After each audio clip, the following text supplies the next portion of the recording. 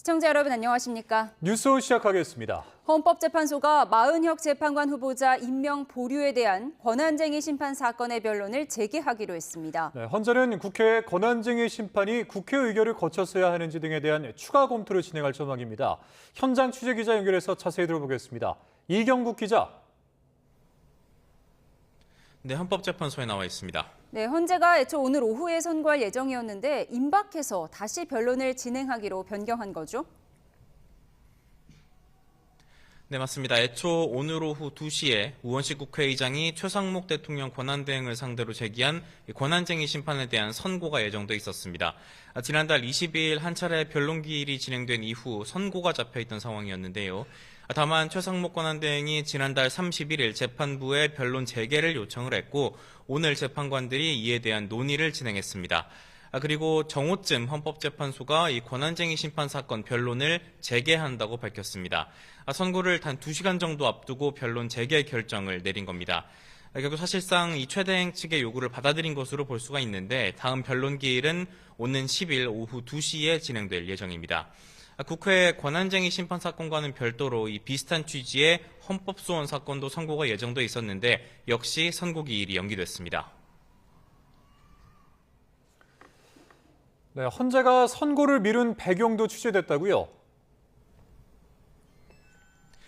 네, YTN 취재 결과 이 헌재가 이 변론 재개를 결정한 배경에는 권한쟁의 심판 청구에 국회 의결이 선행돼야 하는지에 대한 논란이 존재하고 있었습니다. 앞서 최상목 권한대행 측은 우원식 국회의장의 권한쟁의 심판 청구가 국회 의결을 거쳤어야 했다는 의견서를 헌재에 제출한 것으로 확인됐는데요.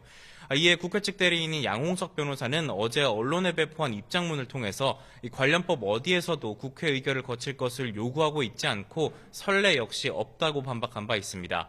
다만 국회 측은 이 같은 의견을 오늘 헌법재판소에 정식으로 제출한 것으로 파악됐는데요. 재판부는 국회 측으로부터 받은 답변서를 검토한다는 계획입니다. 또 재판부는 앞서 최대행 측이 이 여야 전현직 원내대표 3인을 증인으로 신청하자 기각을 한 바가 있습니다. 이와 관련해서 진술서를 받아서 오는 10일 진행될 변론기일 때 검토하겠다는 입장입니다. 이후 재판부는 다시 선고기일을 잡을 것으로 전망됩니다. 네, 마은혁 후보자 임명 문제가 중요한 이유, 결국 윤 대통령 탄핵 심판에 영향을 줄 수 있기 때문이죠. 네, 맞습니다. 헌법재판소 재판부 구성과 관련된 사안인 만큼 현재 진행 중인 윤석열 대통령 탄핵 심판에도 영향을 줄 것으로 보입니다. 탄핵 심판의 경우 6명 이상이 찬성을 하면 인용 결정이 됩니다. 반대하는 사람을 기준으로 봤을 때 8인 체제인 지금은 3명이 반대할 경우 탄핵은 기각됩니다. 그런데 만약 마은혁 후보자가 임명돼 헌법재판소가 완전한 9인 체제를 갖추게 된다면 3명이 반대해도 탄핵은 인용될 수 있는 겁니다. 네, 오늘 헌재 선고가 미뤄지자 윤 대통령 측도 즉각 입장을 냈죠. 관련 소식도 전해주시죠. 네, 윤 대통령 측은 입장문을 통해서 헌법재판소의 졸속 심리에 제동이 걸렸다며 당연한 조치라는 입장을 냈습니다. 헌재가 선고 당일 선고를 연기하는 다급한 모습에서 최고 헌법 해석기관으로서의 권위 그리고 신중함은 찾아볼 수 없다고 비판하기도 했습니다. 이어서 윤 대통령 측은 헌법재판소의 공정성이 의심받고 있다면서 믿을 수 있는 심리를 바라는 국민의 기대에 적극적으로 대답할 때라고 주장했습니다. 지금까지 헌법재판소에서 전해드렸습니다. 오늘 구치소에서 국민의힘 지도부를 만난 윤석열 대통령이 당이 하나가 돼 국민께 희망을 만들어달라는 취지로 당부한 것으로 전해졌습니다. 다만 당 지도부가 대통령을 면회한 걸 두고 여당 내에서도 비판이 나오고 있습니다. 이런 가운데 여야는 선고가 연기된 마은혁 헌법재판관 후보자 임명 관련 헌재의 권한쟁의 심판에도 입장 차이를 보였습니다. 자, 국회 취재기자 연결해서 들어보겠습니다. 홍민기 기자.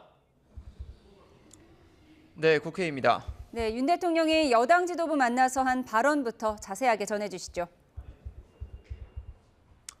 네, 국민의힘 권영세 비상대책위원장과 권성동 원내대표, 또 나경원 의원이 윤 대통령을 면회하기 위해 오전에 서울구치소를 찾았는데요. 당 차원의 방문이 아니라 개인적, 인간적 차원이라고 밝힌 만큼 각자 개인 차량으로 따로따로 방문했습니다. 이들은 1시간 정도 지난 뒤인 낮 12시 10분쯤 면회를 마치고 나왔는데요. 나 의원은 취재진에게 당이 하나가 돼 국민께 희망을 만들어줄 수 있는 역할을 해달라고 윤 대통령이 부탁했고 또 세계 경제를 비롯한 현 통상 현안에 대해 걱정했다고 전했는데요. 직접 들어보시겠습니다. 헌법재판관들의 편향적인 여러 가지 행태에 대한 우려들도 저희가 함께 이야기를 나누었다고. 네, 윤 대통령은 또 과거 독일 나치당을 언급하며 민주당의 의회 독재가 그런 형태가 되는 게 아닌지 우려한 것으로도 전해졌습니다. 하지만 여당 내 투톱 지도부와 중진 의원이 탄핵 심판 중인 대통령을 면회하는 것을 두고 여당 내에서도 비판적인 목소리가 나왔습니다. 당내 소장파인 김재섭 의원은 기자들과 만나 혁신 경쟁에 뛰어드는 비대위가 되어야 하는데 대통령을 만나러 가는 모습은 과거에 매몰되는 느낌이 든다고 비판했습니다. 비윤계 한 의원도 YTN과 통화해서 강성 지지층만 바라보고 가면 국민이 어떻게 생각하겠느냐며 그런 것들을 염두에 둬야 한다고 지적했습니다. 야당은 여당 지도부의 윤 대통령 접견에 비판 수위를 더욱 끌어올렸습니다. 민주당은 국민의힘이 내란 정당으로서 공식화하는 것 같다. 국정 혼란을 더 부추기는 행보다 이렇게 지적했는데요. 직접 들어보시겠습니다. 난제가 산적한 상황에서 집권당 지도부가 내란 수괴범을 접견하고 도대체 무슨 얘기를 들으려고 하는 겁니까? 네, 박지원 의원은 자신의 SNS에 여당 내 두 대표는 대선을 위해 윤 대통령은 탄핵 기각을 위해 이해관계가 맞아떨어진 거라며 말 한마디에 척하면 삼천리로 점검과 지침이 오갔을 거라고 예측했습니다. 당 법률위원장인 이용우 의원도 KBS 라디오 인터뷰에서 여당 지도부가 자중해도 시원치 않을 판에 구치소까지 찾아가는 건 국민을 선동하겠다는 목적이 분명한 거라고 비판했습니다. 오늘로 예정됐던 마은혁 헌법재판관 후보자 임명에 관한 헌재 선고는 미뤄졌는데 이에 대한 여야 반응은 어떻습니까? 네, 우선 여당은 헌법재판소가 마은혁 후보자를 위한 유례없는 속도전을 멈추길 바란다고 지적했습니다. 이번 권한쟁의 심판에만 유독 속도를 내는 건 그 의도와 공정성을 의심하게 한다고 비판했는데요. 앞서 국민의힘은 선고가 연기되기 전 오전 지도부 회의에서도 국회 의결을 거치지 않은 권한쟁의 심판은 헌재가 각하 결정을 내리는 게 마땅하다고 강조했습니다. 권영세 비대위원장은 헌재가 대통령 탄핵 인용이 어려워 보이자 억지로 자기 편을 한 명 더 얹으려 한다고 주장하기도 했습니다. 권성동 원내대표도 마은혁 후보자가 법원 내 진보 성향 연구 모임인 우리법 연구회에서 활동한 사실을 언급하며 민주당이 자신들을 편드는 헌법재판관을 추천했다고 비판했습니다. 반면 야당은 선고 연기에 별도 입장을 내지는 않았습니다.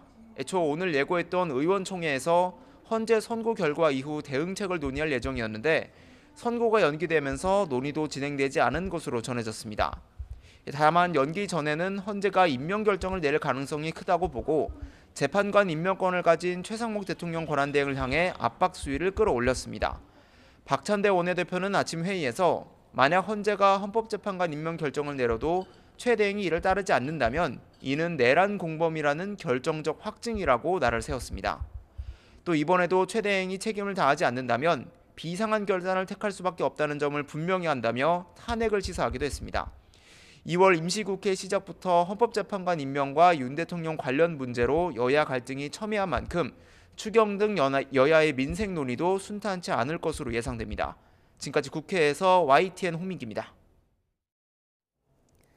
경찰이 오늘 오전부터 김성훈 대통령실 경호처 차장과 이광우 경호본부장의 사무실을 대상으로 압수수색을 진행하고 있습니다. 일단 주거지에서 비화폰을 포함한 개인용, 업무용 휴대전화는 확보한 상태입니다. 자, 취재기자 연결해서 자세하게 들어보겠습니다. 김희영 기자, 압수수색 상황부터 설명해 주시죠. 네, 경찰 비상기험 특별수사단은 오늘 오전부터 김성훈 경호처 차장과 이광우 경호본부장의 사무실에 대한 압수수색에 나섰습니다. 다만 아직 수사관 등이 현장에서 대기 중으로 압수수색을 진행하지는 못한 상황인데요. 경호처에서 군사상 기밀 등을 이유로 거부하는 것으로 보입니다. 경찰은 오늘 두 사람의 주거지에 대해서는 압수수색을 집행했습니다. 여기서 업무용, 개인용 휴대전화를 모두 확보했는데 비화폰도 포함됐다고 경찰은 설명했습니다. 비화폰 통신 내역 등도 확인해야 하는 만큼 이번 경호처 압수수색 대상에는 비화폰 서버도 포함되는데요. 앞서 경찰은 박종준 전 경호처장의 휴대전화도 제출받아 포렌식을 진행했는데 의미 있는 내용도 일부 확인했다고 설명했습니다. 네, 이런 가운데 박종준 전 경호처장 측이 오늘 처음으로 입장을 냈죠. 네, 박 전 처장 변호인은 오늘 기자간담회를 열고 박 전 처장이 경찰에 출석한 지난달 10일 당일까지 윤석열 대통령에 대한 2차 체포영장 집행 방해 행위를 지시했다는 이광우 경호본부장의 경찰 진술에 반박했습니다. 박 전 처장 측은 경찰에 출석하기 전 휴가를 내 어머니를 뵈러 고향에 내려갔고 출석 전날 이미 업무용 휴대전화나 총기를 모두 반납한 상황이었다며 영장 집행을 저지하기 위한 어떠한 지시도 하지 않았다고 강조했습니다. 따라서 경찰 출두 당일까지 한남동 대통령관저 차벽과 철조망을 점검했다는 취지의 진술들은 사실에 크게 부합하지 않는다고 설명했습니다. 이광우 경호본부장은 최근 경찰 조사에서 박 전 처장이 경찰 출석 당일까지 관저 정문과 후문, 남문 등 주변 차벽과 철조망을 설치하도록 지시하고 현장 점검까지 마쳤다고 진술했는데요. 이에 대해 박 전 처장 측이 강하게 반박하면서 경호처 지휘부내 소위 강경파와 온건파 사이 진실을 둘러싼 공방이 시작된 모습입니다. 네, 서부지법 폭동 사태와 관련한 수사 내용도 설명해 주시죠. 네, 경찰청 국가수사본부는 서부지법 폭동 사태 수사 대상이 지금까지 99명이라고 밝혔습니다. 그중 86명을 현장에서 검거했고 13명은 수사 과정에서 추가로 특정했다고 설명했는데요. 지금까지 63명을 구속해 62명을 검찰로 넘겼고 이번 주 남은 1명을 송치할 예정이라고 전했습니다. 다만 아직 체포하지 못한 3명에 대해선 체포영장을 신청하고 추적 중입니다. 법원 난동 피의자들은 대부분 혐의를 시인한 것으로 확인됐는데 배후 세력이 있다는 의혹은 부인하는 것으로 전해졌습니다. 이호영 경찰청장 직무대리는 서부지법 폭동 사태로 인한 피해와 관련해 구상권 청구도 검토할 거라고 설명했습니다. 경찰은 또 이번 사태와 관련해 내란 선동 혐의로 고발된 전광훈 목사를 입건한 가운데 고발인 조사를 마치고 전 목사 소환 여부를 검토하고 있습니다. 지금까지 사회부에서 전해드렸습니다. 부당합병과 회계부정 혐의를 받는 이재용 삼성전자 회장이 항소심에서도 무죄를 선고받았습니다. 햇수로 10년째 사법 리스크에 발목이 잡혔던 이 회장이 부담을 덜게 됐는데요. 자세한 내용 현장 취재기자 연결해 알아보겠습니다. 김다연 기자. 네, 서울 고등법원입니다. 네, 오늘 선고 결과 자세히 정리해 주시죠. 네, 오늘 선고 결과는 1시간 전쯤 나왔습니다. 서울 고등법원은 자본시장법 위반 혐의 등을 받는 이재용 삼성전자 회장과 장충기 전 미래전략실 차장 등에게 1심과 같은 무죄를 선고했습니다. 이 회장은 지난 2015년 불법 경영권 승계를 목적으로 자신이 최대 주주로 있던 제일모직의 주가는 띄우고 삼성물산 주가는 낮춰 부당한 방식으로 합병한 혐의를 받는데요. 재판부는 삼성물산과 제일모직 합병에 대해서 삼성미래전략실의 일방적인 지시로 이루어졌다기보다는 실질적인 검토가 이루어진 합병으로 봐야 한다고 밝혔습니다. 이 회장은 합병 이후 불법 논란을 차단하기 위해 제일모직 자회사인 삼성바이오로직스의 분식회계를 저지른 혐의도 받았죠. 재판부는 이 부분에 대해서도 공소사실의 입증이 충분하게 이루어지지 않았다며 처벌할 수 없다고 봤습니다. 일부 피고인들이 특정한 의도를 드러내거나 문서를 조작하는 부적절한 행위를 했지만 회계 처리 방식 자체에 문제가 있는 건 아니라는 설명입니다. 네, 판결 선고 이후에 이 회장 측 입장을 밝혔죠. 네, 그렇습니다. 이 회장 측 김유진 변호사는 현명한 판결을 내려준 재판부에 감사하다고 밝혔습니다. 또 수사와 재판 과정에서 정말 긴 시간이 지났다면서 이번 판결을 계기로 피고인들이 본연의 업무에 전념하길 바란다고 밝혔습니다. 이후 승계 과정에서 삼성물산 주주들 피해를 예상 못했는지 또 주주들에게 할 말이 없는지 등을 묻는 취재진 질문에는 대답하지 않았고요. 이 회장도 선고 이후 아무 말 하지 않고 퇴정했습니다. 네, 이번 판결이 미칠 영향도 짚어주시죠. 네, 이재용 회장은 지난 2016년 국정농단 뇌물 사건에서 시작해서 올해는 횟수로만 10년째 사법 리스크에 발목이 잡혀 있는 상태입니다. 아직 대법원의 판단이 남아 있기는 하지만 항소심 무죄 판결로 이 회장은 사법 리스크 부담을 한층 덜게 됐습니다. 또 경영권 승계 정당성 논란 역시 일단은 불식시킬 수 있을 것으로 보입니다. 반면 검찰은 1심 무죄 판결 때보다 더 강한 책임론에 직면하게 됐는데요. 검찰은 이 회장 요청으로 열린 대검찰청 수사심의 위원회의 수사 중단과 불기소 권고를 따르지 않은 채 지난 2020년 9월 기소를 강행했습니다. 하지만 1심에 이어 오늘 2심에서도 삼성이 반칙의 초격차로 자본시장 근간을 훼손했다는 검찰 주장을 모두 물리치면서 무리한 기소였다는 비판이 거세질 전망입니다. 지금까지 서울고등법원에서 전해드렸습니다. 네, 방금 들어온 소식 전해드리겠습니다. 내란 우두머리 혐의로 재판에 넘겨진 윤석열 대통령의 형사 재판이 오는 20일에 시작될 예정이라는 속보가 들어왔습니다.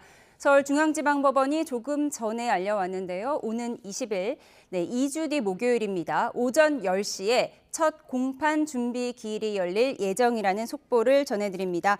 헌재 탄핵심판과는 별개로 진행되는 형사 재판이 오는 20일 목요일에 첫 공판 준비 기일이 열릴 예정이라는 속보 전해드립니다. 더 자세한 소식은 들어오는 대로 다시 한번 전해드리도록 하겠습니다. 이재용 삼성전자 회장이 부당 승계 의혹 항소심에서도 무죄를 선고받으면서 사법 리스크에서 벗어나게 됐습니다. 리더십 역시 강화될 것으로 전망되는데요. 삼성 사옥 앞에 YTN 취재 기자가 나가 있습니다. 박규환 기자. 네, 삼성전자 서초 사옥 앞입니다. 네, 무엇보다 임직원들의 반응이 궁금한데요. 현장 분위기 어떻습니까?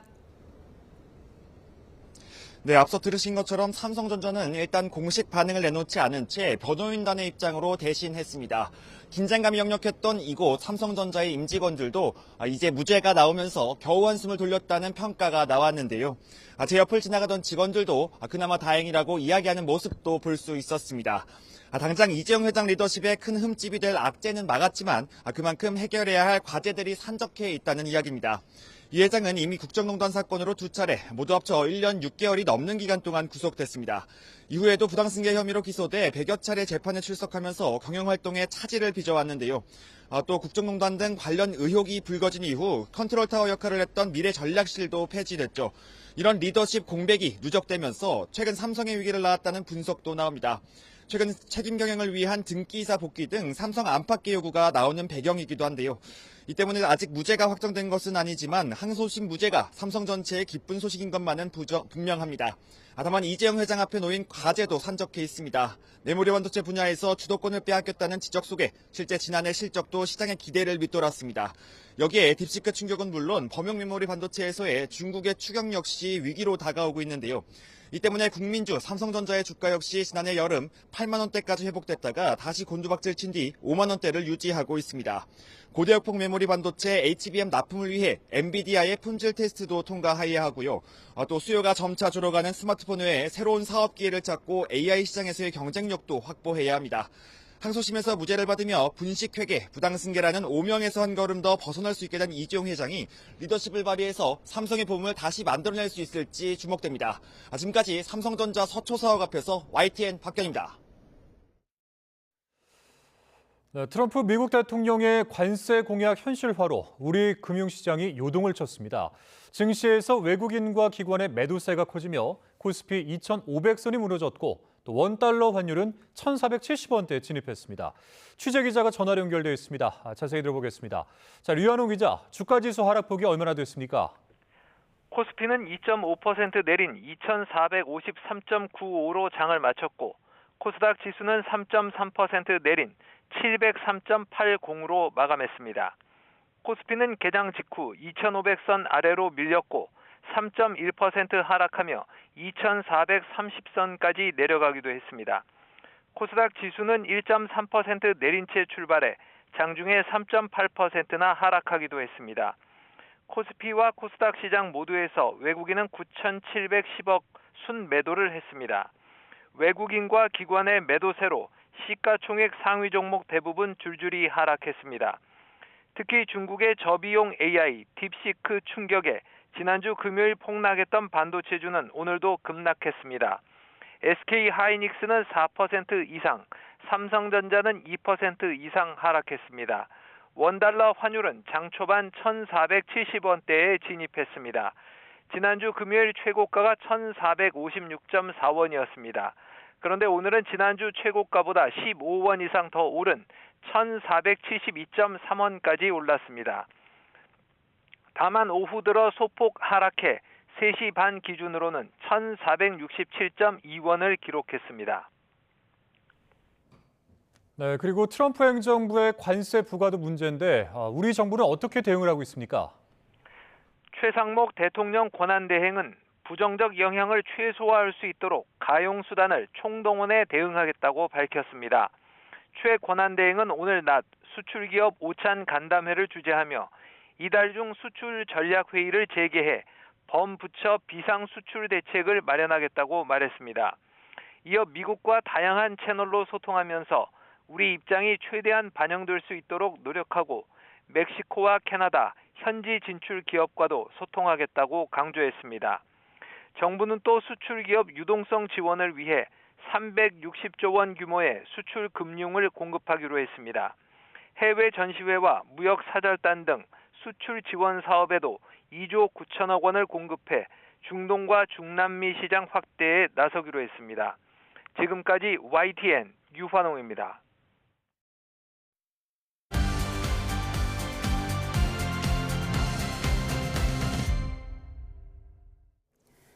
정치의 겉과 속을 들여다보는 정치온 시작합니다. 오늘은 김철현 경일대 특임교수, 배종찬 인사이트K 연구소장 두 분과 분석해 보겠습니다. 어서 오세요. 안녕하십니까. 네, 첫 번째 키워드부터 보겠습니다.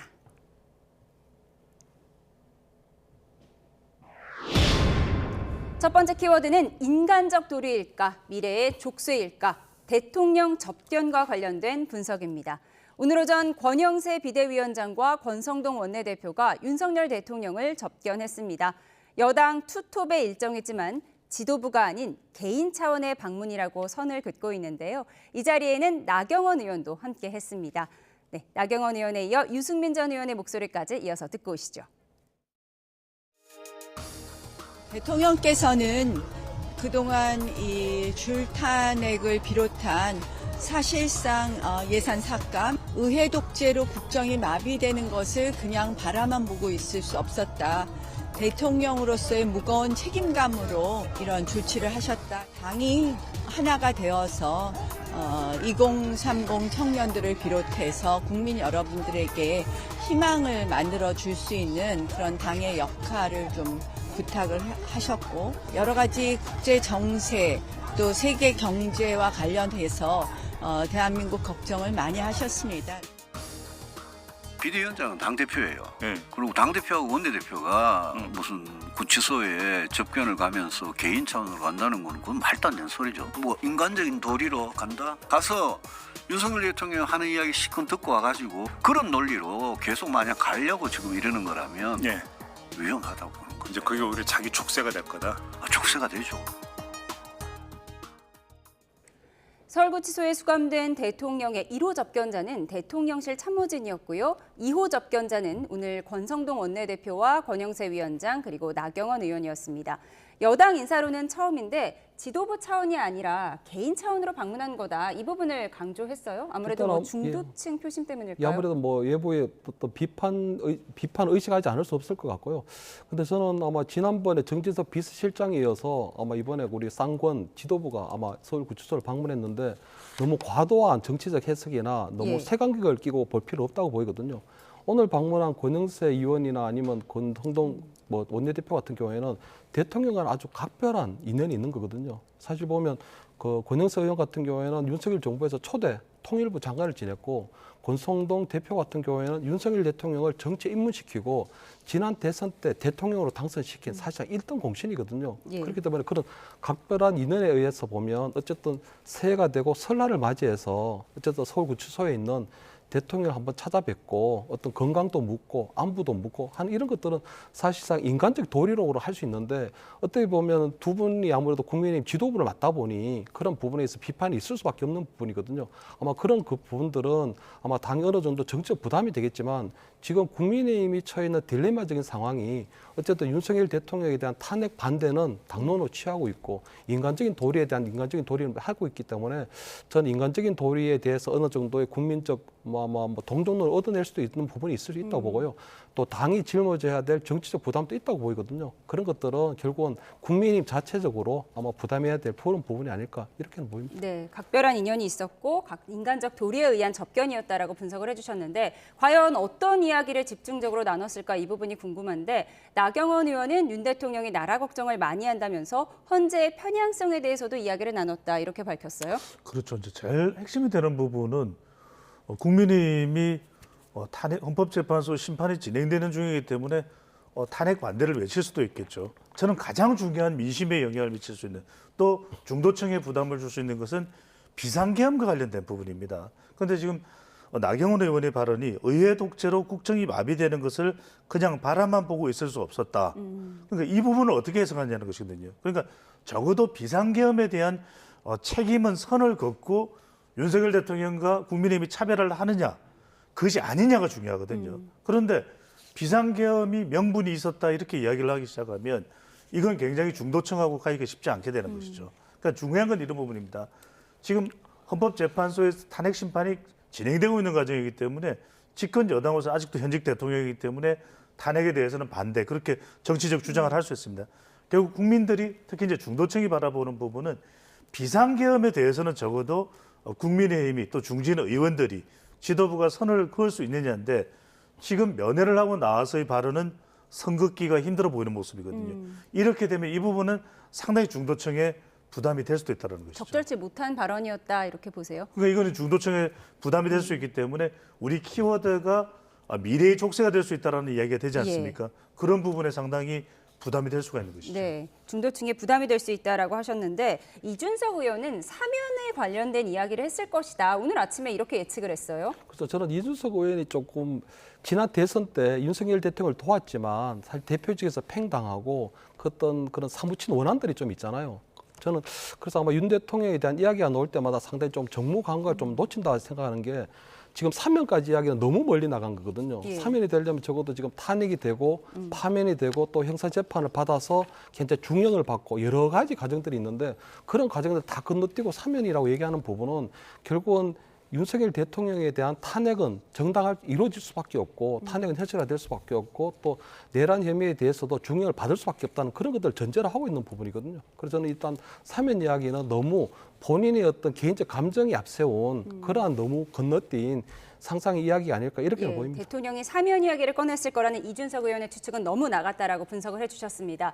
사실 당 내에서도 대통령 면허에 대한 쓴소리가 나오고 있습니다. 권성동 원내대표는 인간된 도리다 이렇게 강조를 했지만 김재섭 의원은 왜 이제 와서 인간적 도리를 얘기하냐면서 쓴소리를 했습니다. 유승민 전 의원도 마찬가지로 어떻게 개인 차원으로 방문한 것이냐, 당에 투톱이 갔는데 말도 안 되는 소리다 이렇게 얘기를 했습니다. 그렇죠. 이게 복잡해진다는 의미입니다. 그러니까 지금 이준석 의원의 발언까지도 복잡계에 포함이 되는 것이거든요. 아니 무슨 의미지? 사면? 그러면은 지지층들이 결집을 해서 정권을 연장해서 윤석열 대통령 사면을 이야기하는 것인가? 그러니까 이제 지금 권영세 비상대책위원장은 자기 그릇 이야기가 나오는 것이거든요. 예. 이것 자체가 벌써 이준석 의원까지 범보수에 포함한다면은 하나로 합쳐지지가 않는 거죠. 그러니까 이런 복잡해지는 상황을 김재섭 의원은 염려를 하고 있는 것 같아요. 그래서 저는 국민의힘이 매우 어려운 거지만은 어떻게 정리하느냐가 참 중요한 거. 윤석열 대통령과의 관계. 그러니까 네. 윤석열 대통령이 또 윤석열 대통령 변호인단이 법적인 대응을 하는 것과 국민의힘이 윤석열 대통령과 변호인단의 법적 대응에 올라타는 것은 다른 일인 것 같아요. 그러니까 이런 부분이 굉장히 복잡한 것인데 이걸 어떻게 그러면 정리할 수 있겠느냐라는 것이 김재섭 의원의 설명이겠죠. 그러니까 지금은 결집이 돼 있지만 나중에는 복잡해질 것이다. 왜냐? 헌법재판소에서 어떤 결정을 내리느냐에 따라서 그것이 기각이든 인용이든 네. 지지층들은 또 요동칠 수밖에 없거든요. 그래서 이런 부분에 대해서 지금 어느 정도 좀 모성을 남겨두는 한이 있더라도 비상계엄에 대해서만큼은 분명히 책임져야 되는 행동이라고 봐야 되는 거 아니냐. 이런 게 국민의힘 내부에서는 계속 나올 수밖에 없다라는 것이죠. 예, 민주당에서는 국민을 바보로 여기냐면서 지지자를 선동하겠다는 목적이다 이런 비판의 목소리가 나오고 있는데 말씀하신 것처럼 지금 국민의힘은 딜레마에 빠진 상황이잖아요. 맞습니다. 대통령의 거리두기를 어떻게 할 것이냐, 어떻게 할 거라고 보세요? 일단은 뭐 윤석열 대통령이 현직 대통령 신분이거든요. 그리고 아마 그 국민의힘의 어떤 1호 당원이기 때문에 사실상 당장 지금 윤석열 대통령과 어떤 정치적 거리두기라든가 어떤 정치적 관계를 절연하기에는 정말 쉽지가 않은 겁니다. 이건 아마 인간적 도리뿐만 아니고 어떤 정치적 관계에 있어서도 마찬가지거든요. 그렇기 때문에 아마 국민의힘에서 나름대로는 아마 탄핵 심판이 결론이 날 때까지는 윤석열 대통령과는 함께 갈 수밖에 없는 그런 부분이 있다고 보이고요. 아마 김재섭 의원이나 유승민 전 의원 같은 경우에는 박근혜 대통령 탄핵에 찬성했던 분이거든요. 김재섭 의원 같은 경우는 윤석열 대통령이 탄핵에 찬성했던 분이고 네, 탄핵파요? 그렇습니다. 그런 분들을 탄핵에 찬성했던 분들의 입장에서 볼 때는 지금 국민의힘에서 하고 있는 모든 것이 못마땅하고 불만을 가질 수밖에 없거든요. 그런데 저는 지금 우리가 이 탄핵 국면에서 굳이 그렇게까지 어떤 본인들이 충정은 이해하지만 굳이 본인들이 그런 어떤 뭐 차별화를 위한 그런 존재감을 드러낼 필요가 있는가? 사실 이럴 경우에는 윤석열 대통령에 대한 구치소 방문 정도는 한 번 정도는 눈 감고 그냥 쓴소리를 안 해도 되는 부분이 있거든요. 근데 그런 부분에 있어서 그냥 참지 않고 그대로 하는 부분에 있어서는 그런데 어쨌든 국민의힘은 굉장히 좀 정치적 딜레마 상황에 빠져 있는 건 맞고 그 부분에 있어서 국민적 비판은 겸하게 받을 수밖에 없다. 단지 민주당에서 얘기하는 것처럼 무언가 지지자를 선동하기 위한 그런 것들은 아니고 그런 것들은 오히려 민주당에서 선동을 위한 선동을 하고 있다. 이렇게는 보이거든요. 네. 그렇기 때문에 저는 그냥 그 국민의힘이 안아야 될 어떤 정치적 부담, 비판 이런 것들은 그대로 감내할 수밖에 없는 상황이 아닌가. 네, 국민의힘이 정치적 부담을 감내할 수밖에 없다고 하셨는데 릴레이 면회가 계속 이어질 거라고 보세요? 저는 이어질 것으로 보입니다. 왜 그러냐면 지금 국민의힘 지도부가 주도를 하고 있죠. 그럼 지도부는 윤석열 대통령과 함께 이 부분을 표방하고 있기 때문에 그래서 지지층을 결집해 나가는 것이 헌법 탄핵 이 전국 속에서도 국민의힘에는 8년 전과 차별을 하면서 더 필요하다 이런 판단을 한 것 같고요. 그것이 오히려 향후에 헌법재판소에서 기각이든 인용이든 어떤 판단이 내려지더라도 오히려 국민의힘은 지지층을 결집하면서 8년 전 같은 보수 붕괴의 트라우마를 겪지 않을 것이다. 네. 그것이 오히려 차기 대선이 설사 있다고 하더라도 그것이 지지층 결집에는 더 유리할 것이다라고 판단을 한 것 같아요. 그런데 물론 매우 김철현 평론가가 말씀하신 대로 교수께서 말씀하신 대로 어려운 일이긴 하지만 저는 방법이 없는 건 아니라고 보거든요. 네, 왜냐하면 어떤 방법이 있죠? 그러니까 법대로와 민심대로를 구분하면 됩니다. 법과 민심을. 윤석열 대통령 변호인단은 법적 대응을 할 수밖에 없어요. 네. 왜? 내란으로 인정을 받으면은 그러니까 비상계엄에 대한 잘못을 묻는 걸 떠나서 내란으로 인정되면 이건 사형 내지 무기징역이에요. 네. 그러니까 윤석열 대통령 개인으로 보더라도 법적 대응을 할 수밖에 없죠. 하지만 민주당이 헌법재판소의 일정이라든지 또는 수사와 관련해서 공수처에 대해서 어떤 배후적 영향을 미치는 것 같이 보일 때는 실제로는 아닐 수도 있겠지만 그럴 때는 국민의힘에서 나서서 그건 곤란하다. 정치적으로는 영향을 주지 말자. 이런 이야기를 할 수 있지만 윤석열 대통령과 공감을 하거나 공조를 해버리는 순간 이건 중도층이 따라올 수 없는 것이거든요. 예. 그럼 지금 국민의힘이 해야 될 일은 뭐냐? 집권 여당입니다. 여전히. 예. 그렇다면 적어도 민생이 더 중요하죠. 지금 멕시코 움찔, 캐나다 움찔, 중국 움찔하는 상황 아니겠습니까? 경제에 있어서. 이럴 때 오히려 집권 여당은 민생에 더 신경 써야죠. 경제. 플러스 또 당이 어떤 혁신 방향을 가야 되느냐. 윤석열 대통령의 국정 운영 2년 거의 한 3년여 다 돼가는 그 기간 동안에도 집권 여당도 제대로 역할을 못했잖아요. 그래서 대통령 지지율도 높지 않았던 것이고 총선에서는 패배를 했던 것이고 그래서 말 그대로 국민의힘 보수정당이 어떤 혁신을 하겠느냐 이 점을 더 강조해서 보여주는 것이 제대로 된 점수를 받는 그런 길이 되겠죠. 네, 대통령에 대한 법적 대응은 변호인단에게 맡겨두고 국민의힘은 민생에 신경 써야 한다 이렇게 조언을 해주셨습니다. 저희는 다음 키워드로 가겠습니다. 키워드 보여주시죠. 다음 키워드는 퍼스트 펭귄입니다. 조기 대선 가능성이 거론되는 상황에서 이준석 개혁신당 의원이 세대 교체를 내세우면서 사실상 대권 도전에 나섰습니다. 용감하게 가장 먼저 바다에 뛰어드는 첫 번째 펭귄이 되겠다고 했는데요. 국민의힘 일각에서는 개혁신당의 내분을 덮기 위한 물타기 의도란 목소리도 나왔습니다. 이어서 들어보시죠. 오늘 저는 대한민국을 위해서, 대한민국 미래를 위해서 가장 앞장서는 퍼스트 펭귄이 되겠다고 선언하겠습니다. 존 F 케네디는 43살에 미국의 지도자가 되어서 사람을 달에 보냈습니다. 46살에 버락 오바마는 흑인 최초로 미국의 대통령이 되었습니다. 대선이 있다면은 저는 그 안에서 역할을 할 겁니다. 저는 간다면 끝까지 갑니다. 만약에 조기 대선이 이루어지고 네. 이준석 의원이 생각하는 뭐 그 세대 교체 이런 그 흐름이 국민의힘 내에서도 나타나면 같이 연대 못할 게 없죠. 이준석 의원이 본가로 돌아올 시간이 가까워지고 있다.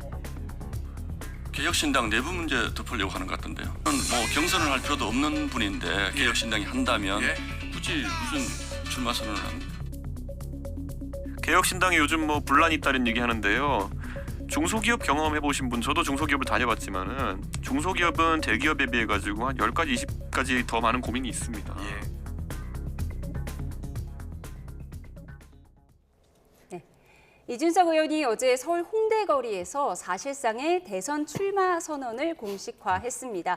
퍼스트 펭귄이 되겠다고 했고요. 또 홍대 거리에서 이렇게 선언한 건 여의도 정치와는 좀 다르다. 나는 좀 차원이 다르다. 이걸 강조한 걸까요? 그렇죠. 이른바 스톤 효과, 이준석인이 있기 때문에 스톤 효과를 노렸다.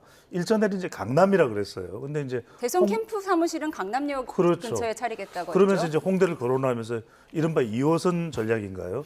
그렇게 해서 일종의 그린라이트를 보낸다 이렇게 볼 수 있는데 결론적으로 말씀드리면 이 듣기에도 오케이, 보기에도 오케이. 그런데 이게 문제가 뭐냐면 퍼스트 펭귄까지 이야기는 좋은데 와닿지가 않아요. 와닿지가 않아요. 그러니까 지금 전반적인 우리 정치의 문제는 이준석 의원을 포함해서 다 지금 겉으로 이야기하는 이 수사는 다 그럴싸한데 정작 이게 와닿느냐 이것이거든요.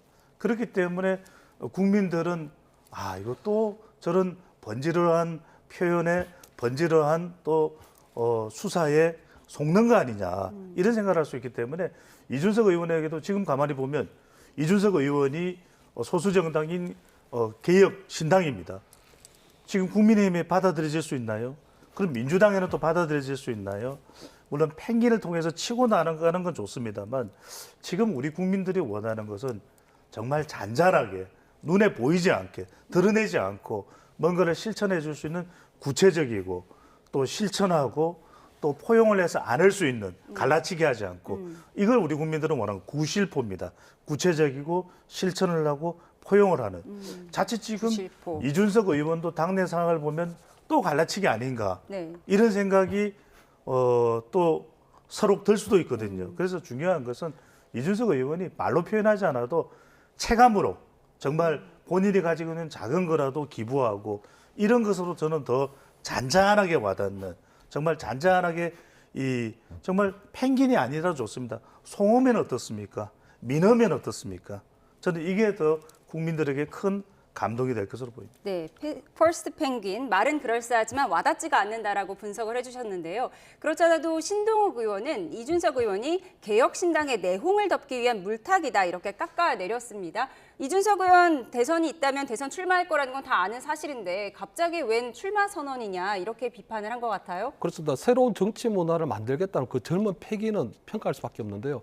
사실 두 가지인데 하나는 지금 이준석 의원 같은 경우는 지금 출마 자격이 안 되거든요. 지금 만 39세입니다. 네, 이제 3월이 되면 생일이 돼서 그러니까 만 40세가 아직 3월도 되지 않았는데 지금 벌써 사실상 대선 출마 선언을 하는 게 너무 호들갑을 떤다고 이런 상황이 보이고요.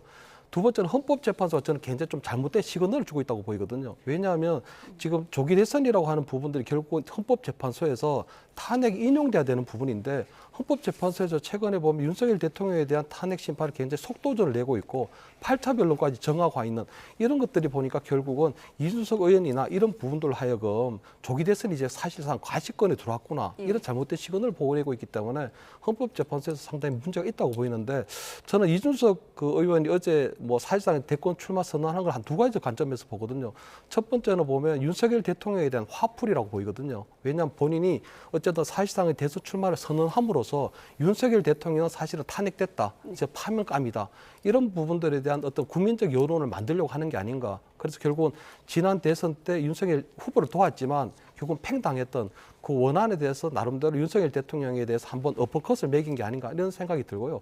두 번째 지금 개혁신당이 최근에 굉장히 당내 분란이 심하거든요. 그래서 허은하 당대표 또는 전 대표라고 불러야 될지 모르지만 어쨌든 개혁신당의 공동 창업자였던 허은하 전 대표하고 뭐 현재 당대표일 수도 있는데 굉장히 당내 분란이 심한데 허은하 대표 같은 경우는 따로 최고위원회를 하고 또 천하람 또 뭐 비대위원장이 또 최고위원을 따로 하고 하는 이런 상태로 굉장히 분란이 심하거든요. 그렇기 때문에 아마 개혁신당에 대한 여러 가지 당내 분란을 관심을 조금 분산하려고 하는 그런 의도도 넉넉히 있거든요. 네. 그래서 아마 신동호 의원이 아마 그 지점을 짚어가면서 당내 분란을 결국 관심을 분산하기 위한 그런 술책으로 하나 어제 뭐 사실상 대권 출마 선언한 게 아닌가 이렇게는 보입니다. 그 부분에 대해서는 이준석 의원이 중소기업이 더 고민이 많은 법이다 이렇게 설명을 했네요. 실제 중소기업에 다니고 있는 사람들의 심정은 어떨까요? 그래서 저는 오히려 퍼스트 펭귄 전략보다는 라스트 펭귄이 더 낫다. 우리가 라스트 댄스를 할 때 선수들도 운동선수들도 가장 아름답거든요. 다 내려놓을 수가 있으니까. 그러니까 이준석 의원에게 제언하고 싶은 전략은 갈라치기가 아니라 모아치기다. 모아 담기다. 모아 담아라. 그러니까 뭐 남녀 간의 어떤 구분되는 이런 전략 또는 2대남, 3대남 전략 또는 만 65세 지하철 더군다나 지금 2호선에 발표를 하고 또 캠프를 한다고 했는데 지하철이 언뜻 생각날 수밖에 없습니다. 여기에 또 교통요금 폐지 이러면 또 갈라치기가 되지 않습니까? 오히려 이준석 의원이야말로 2030 남녀를 다 모아둘 수 있다.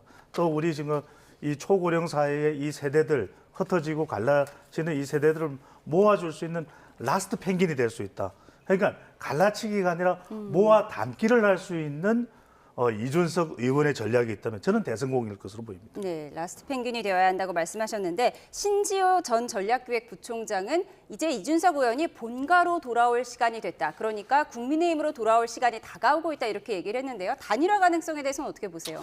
그렇죠. 그런데 누구의 손을 잡을지 한동훈 전 대표가 나선다면 잡을지 아니면 평상시에도 좀 절친적 관계가 유지된 것으로 보이는 오세훈 시장과 잡을지 아니면 콩카콜라로 대구에 가서 치맥 파티였나요? 치맥 페스티벌에 함께 했던 홍준표 시장에게 힘을 실어줄지. 근데 알 수는 없어요. 근데 그만큼 시너지 효과가 나와야 되겠죠. 그리고 또 지지층들이 누구와 손을 잡는다고 했을 때 그 손을 잡는 국민의힘의 후보 또 이준석 의원까지 함께 잘한다. 박수를 쳐줘야 되는 상황이거든요. 그러니까 중요한 것은 제가 뭐 펭귄을 이야기합니다만 이 펭귄과 펭귄이 결합인지 펭귄과 범고래의 결합인지는 모르겠습니다만 서로 간에 시너지가 맞아야 돼요.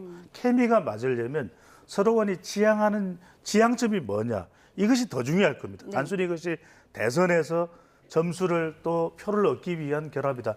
이러면 시군덩하거든요. 그래서 중요한 것은 그냥 이념 지향이 아니라 정책 지향으로 우리 국민들을 위해서 YTN 뉴스를 보면서 그래 이런 정책 필요해 하고 선택할 수 있는 것이 뭐냐 선택되는 것이 더 중요하다는 말씀이죠. 네, 누구랑 케미가 맞을 것이냐 이 부분을 분석해야 한다고 말씀해 주셨는데 그런가 하면 한동훈 전 대표 측이 언더 73 스튜디오라는 유튜브를 개설을 했어요. 이제 몸풀기에 나섰다 이렇게 봐도 될까요? 그렇습니다. 그때 일단 뭐 한동훈 우리 가까운 우리 측근들이 아무래도 뭐 언더 72 만들어서 나름대로 이제 한동훈 뭐 전 대표의 어떤 정치 재개를 1973년생보다 더 젊은 사람들의 모임 이렇게 봐도 될까요? 근데 사실은 지금 굉장히 좀 타이밍이 좋지 않다고 보는 게요. 지금 보면은 당내 지금 어떤 탄핵이 찬반이 굉장히 극명하게 지금 갈리고 있는 상황이거든요. 그렇기 때문에 원래 그 한동훈 전 대표 같은 경우에는 지난 전당대회 때 63%를 득표했습니다. 63%를 득표했는데 이번에 비상계엄을 주도하고 또 탄핵을 주도하는 과정에서 국힘 내에서 어떤 정치적 신뢰 자산을 상당히 많이 상실한 상태거든요. 그렇기 때문에 아마 탄핵 찬성하고 탄핵 반대가 갈리고 있는 상황에서 지금 등장하기 또는 어떤 정치적 재개하기가 상당히 좀 곤란한 상황일 수도 있다고 보여요. 저는 아마 언더 71을 통해서 만약에 한동훈 전 대표 등판하게 된다면 또 오해받기 딱 십상이거든요. 왜냐하면 지금 사실상 이제 한동훈 전 대표 정치 재개를 한다는 건 결국 조기 대선이 가시화될 수 있기 때문에 이제 서서히 몸풀게 하는 거 아니냐 이런 의심을 받을 수밖에 없는 부분이거든요. 그렇게 되면 결국 한동훈 전 대표가 윤석열 대통령 탄핵도 하고 탄핵 후에 본인이 조기 대선에 대한 욕심을 내는 걸로 딱 이 오해받기 딱 십상이기 때문에 저는 한동훈 전 대표는 지금 어떤 정치 재개하는 모습을 보일 게 아니고 원래 전당대 이번에 끝나고 난 다음에 대표직을 사퇴하면서 전국 여행을 다닌다고 했거든요. 그래서 저는 지금 한동훈 전 대표가 전국 여행을 다니겠다는 그 약속을 안 지키고 있는데 사실 전국을 돌면서 민심 여론도 좀 청취를 하고 탄핵에 대한 여론도 좀 청취하는 것이 맞지 않나. 그것이 아마 정치 재개를 위한 앞선 수순으로는 그렇게는 보입니다. 예, 정치적 세대 교체를 선언한 이준석 의원의 대선 출마 선언과 한동훈 전 대표의 복귀 시점까지 예측을 해봤습니다. 저희는 다음 키워드로 가겠습니다. 다음 키워드는 비상한 결단입니다. 오늘로 예정됐던 마은혁 헌법재판관 후보자 임명 보류에 관한 헌재의 선고가 미뤄진 가운데 여야 반응은 극명하게 엇갈리고 있는데요. 박찬대 원내대표에 이어 주진우 의원의 목소리까지 듣고 오시죠. 헌법상 의무인 국회 추천 몫인 헌법재판관 후보자 임명을 선택적으로 거부했고 법률상 의무인 내란 상설특검 후보 추천 의뢰를 하지 않았습니다. 이 행위만으로도 탄핵 사유입니다. 이번에도 책임을 다하지 않는다면 민주당은 비상한 결단을 택할 수밖에 없다는 점을 분명히 해둡니다. 인민노련이 아시다시피 혁명 조직 같은 거예요. 그래서 당시에 물론 노동운동도 했겠습니다만 88 올림픽조차 분단 올림픽이고 미국이 분단 올림픽을 하는 것은 분단을 고착화해서 통일을 방해하기 위한 것이다. 이런 논리를 펼쳤던 단체거든요. 네. 거기에 상당히 오래 몸담으면서 한국 노동당 창당까지 관여를 했다면은 정치인의 길을 간 것이거든요. 네, 최상목 권한대행이 마은혁 헌법재판관 후보자 임명을 보류한 것이 위헌인지 여부. 원래 오늘 오후 2시에 나온다고 했는데 임박해서 미뤘어요. 어떤 배경이죠? 헌법재판소도 지금 굉장히 고심스러울 거예요. 왜냐하면 헌법재판소가 진영 간 대결의 장처럼 이렇게 인식이 되어버린 상황이거든요. 그 부담을 헌법재판소도 모르지는 않을 겁니다. 그 이유 때문에 저는 좀 연기를 했다. 또 최상목 권한대행이 계속해서 이 부분에 대해서 추가적으로 좀 논의가 필요하다. 이런 부분도 반영하지 않을 수가 없는 것이고요. 지금 그런데 중요한 것은 이런 배경 자체가 자꾸만 아까도 제가 말씀드렸습니다만 우리의 지금 정치판 자체가 계속 쪼개기로 가고 있어요. 쪼개기로 가고 있는데 지금 어떤 국가기관이든 당할 재간이 없는 겁니다. 그러니까 제가 거듭 말씀드립니다만 모으기를 해야 됩니다. 그래서 그런 부분이 상당히 헌법재판소도 의식될 수밖에 없는데 앞서 이제 박찬대 민주당 원내대표가 비상한 결단이라고 했는데 비상결단이라는 것은 비상한 결단으로 쓰고 탄핵으로 읽을 여지가 클 거예요. 근데 그것도 쉽지 않을 겁니다. 왜냐하면 그 순간 민주당의 여론도 상당히 반발이 될 수밖에 없고 또 최상목 권한대행으로는 최상목 권한대행도 헌법재판소에서 이거의 위헌 심판이 또 인용이 돼서 임명하는 것이 맞다라고 되는 순간 상당히 이 부분도 부담스러울 거예요. 그래서 제가 말씀드리는 건 뭐냐면 방법이 있어요. 여야 합의를 지금 계속 주장하고 있는 한덕수 전 권한대행과 최상목 현 권한대행이잖아요. 그러니까 마은혁 헌법재판관이라서 마은혁이라는 인물이 안 된다는 이야기잖아요.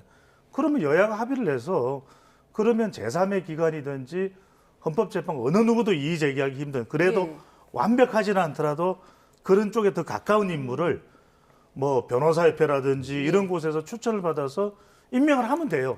이렇게 추천을 하면은 최상목 권한대행도 이걸 거부하기는 어려울 거예요. 그래서 오히려 민주당의 경우에도 때로는 한 걸음 물러서는 것이 이보 전진일 수가 있습니다. 제가 아까 말씀드렸지만 오히려 자꾸 쪼개는 식으로 언더 73도 쪼개는 거예요. 지금은 에브리 이렇게 가야 되기 때문에 오히려 이런 전략을 민주당이 구사함으로써 민주당이 여론도 더 외연 확장이 되면서 호응을 받을 수도 있다라는 말씀드립니다. 마은혁 후보자가 아닌 다른 후보자를 추천하는 걸 제안하셨어요. 어떻게 보십니까? 그래서 그건 사실상 좀 민주당 측에서 받아들이기 힘들거든요. 왜냐하면 어쨌든 민주당에서 주장하는 것은 국민의힘과 합의해서 어쨌든 헌법재판관 후보자 3명을 어쨌든 국회에서 청문회까지 거쳐서 국회에서 선출을 했는데 그 부분에 대해서 최상목 대행이 지금 이 임명을 하지 않고 있는 상황이기 때문에 저는 그 부분은 조금 좋은 아이디어이긴 한데 받아들이기 좀 힘들게 보이고요. 단지 저는 오늘 헌재에서 나름대로 또 변론을 재개하는 결정을 내렸는데 저는 자꾸 헌재에서 오락가락 행보를 하다 또 잘못된 결론을 내렸다고 보이거든요. 왜냐하면 오늘 같은 경우에는 변론 재개가 아니고 사실상 각하해야 되는 게 맞는 겁니다. 국민의힘에서 주장하는 것처럼 각하해야 되는 게 맞는 것이 왜냐하면 이 자체가 이 권한쟁의 자체가 지금 청구인 자격이 없다는 거거든요. 왜냐하면 지금 권한쟁의에 대한 신청서를 국회에서 제출하고 국회 명의로 돼 있는데 실질적으로 볼 때는 국회의장 우원식 의장이 여야 어떤 합의라든가 또는 국회 본회의 의결 없이 제출했기 때문에 청구인 자격 자체가 지금 문제가 되고 있는 부분이거든요. 그렇다면 헌법재판소에서는 이 부분에 있어서 당연히 청구인 자격이 없기 때문에 각하시키는 데 맞는데 다시 또 이 변론을 재개하게 됐거든요. 거기다가 지금 그동안 논란이 되온 거 보면 이 변론 재개에 대한 부분들도 있지만 두 번째는 이게 굉장히 세칙이 논란이 있었거든요. 왜냐하면 그 한덕수 국무총리에 대한 이 탄핵이 의결 정족수 151명이 맞느냐 아니면 대통령 권한에 맞게 의결 정족수 이 뭐 3분의 2가 맞느냐 논란이 있었는데 그 부분에 대한 권한쟁의 심판이 먼저 와 있거든요. 근데도 불구하고 지금 헌법재판관이 만약 헌법재판관에 대한 권한쟁의 심판이 먼저 이루어지기 때문에 그 부분에 있어서도 문제가 있었고요. 아마 오늘 원래 선고하려고 할 때도 그렇지만 이게 졸속 심리에 대한 문제도 있었거든요. 왜냐하면 이 권한쟁의 심판인데 그동안 최상목 대행 측 또는 정부 측에서 요구했던 여러 번의 기일이 없이 딱 한 번 준비 기일도 없이 딱 한 번 하고 난 다음에 오늘 선고한다는 거였거든요. 그렇게 되면 굉장히 이 부분에 있어서도 졸속적인 심리가 이루어질 수도 있다는 얘기가 있었기 때문에 저는 오늘 헌법재판소에서 변론을 재개한 결정이 그나마 다행인 결정이긴 하지만 여전히 헌법재판소에 좀 잘못된 오락가락 결정을 하고 있다 이렇게는 보입니다. 한덕수 총리 탄핵의 의결 정족수 문제부터 먼저 다뤘어야 한다 이렇게 지적을 해주셨습니다. 한편 민주당 이재명 대표는 오늘 반도체법 관련 토론회에 직접 참석을 했는데요. 이 부분도 좀 짚어보도록 하겠습니다. 주 52시간 상한제 예외 조항까지 다시 들여다보겠다는 건데요. 실용적 지도자 이미지를 부각시키려는 의도라는 분석이 나오고 있습니다. 국민의힘에서는 이재명 대표가 조변석계로 변한다며 맹비난하고 있는데요. 영상으로 만나보시죠.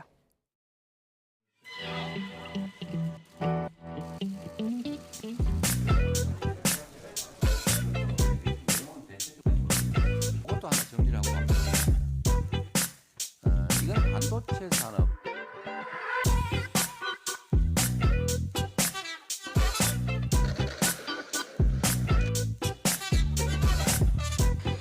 기업들의 뒤통수를 후려치고 이제 와서 반창고를 붙여주는 격이라 아니할 수 없습니다.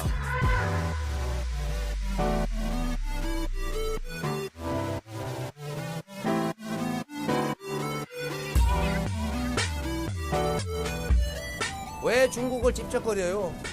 그냥 쎄쎄. 대만에도 쎄쎄. 이러면 되지. 뭐 자꾸 여기저기 집적거리고 무슨 양안 문제 우리가 왜 개입합니까? 어제는 세세하고 오늘은 아리까도 하는 조변석계식 외교는 국민과 국제사회에 대한 기만에 불과합니다.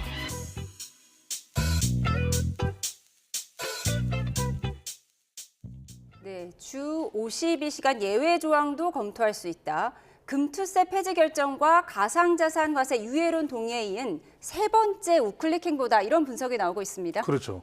전략적 효과를 본다는 거예요.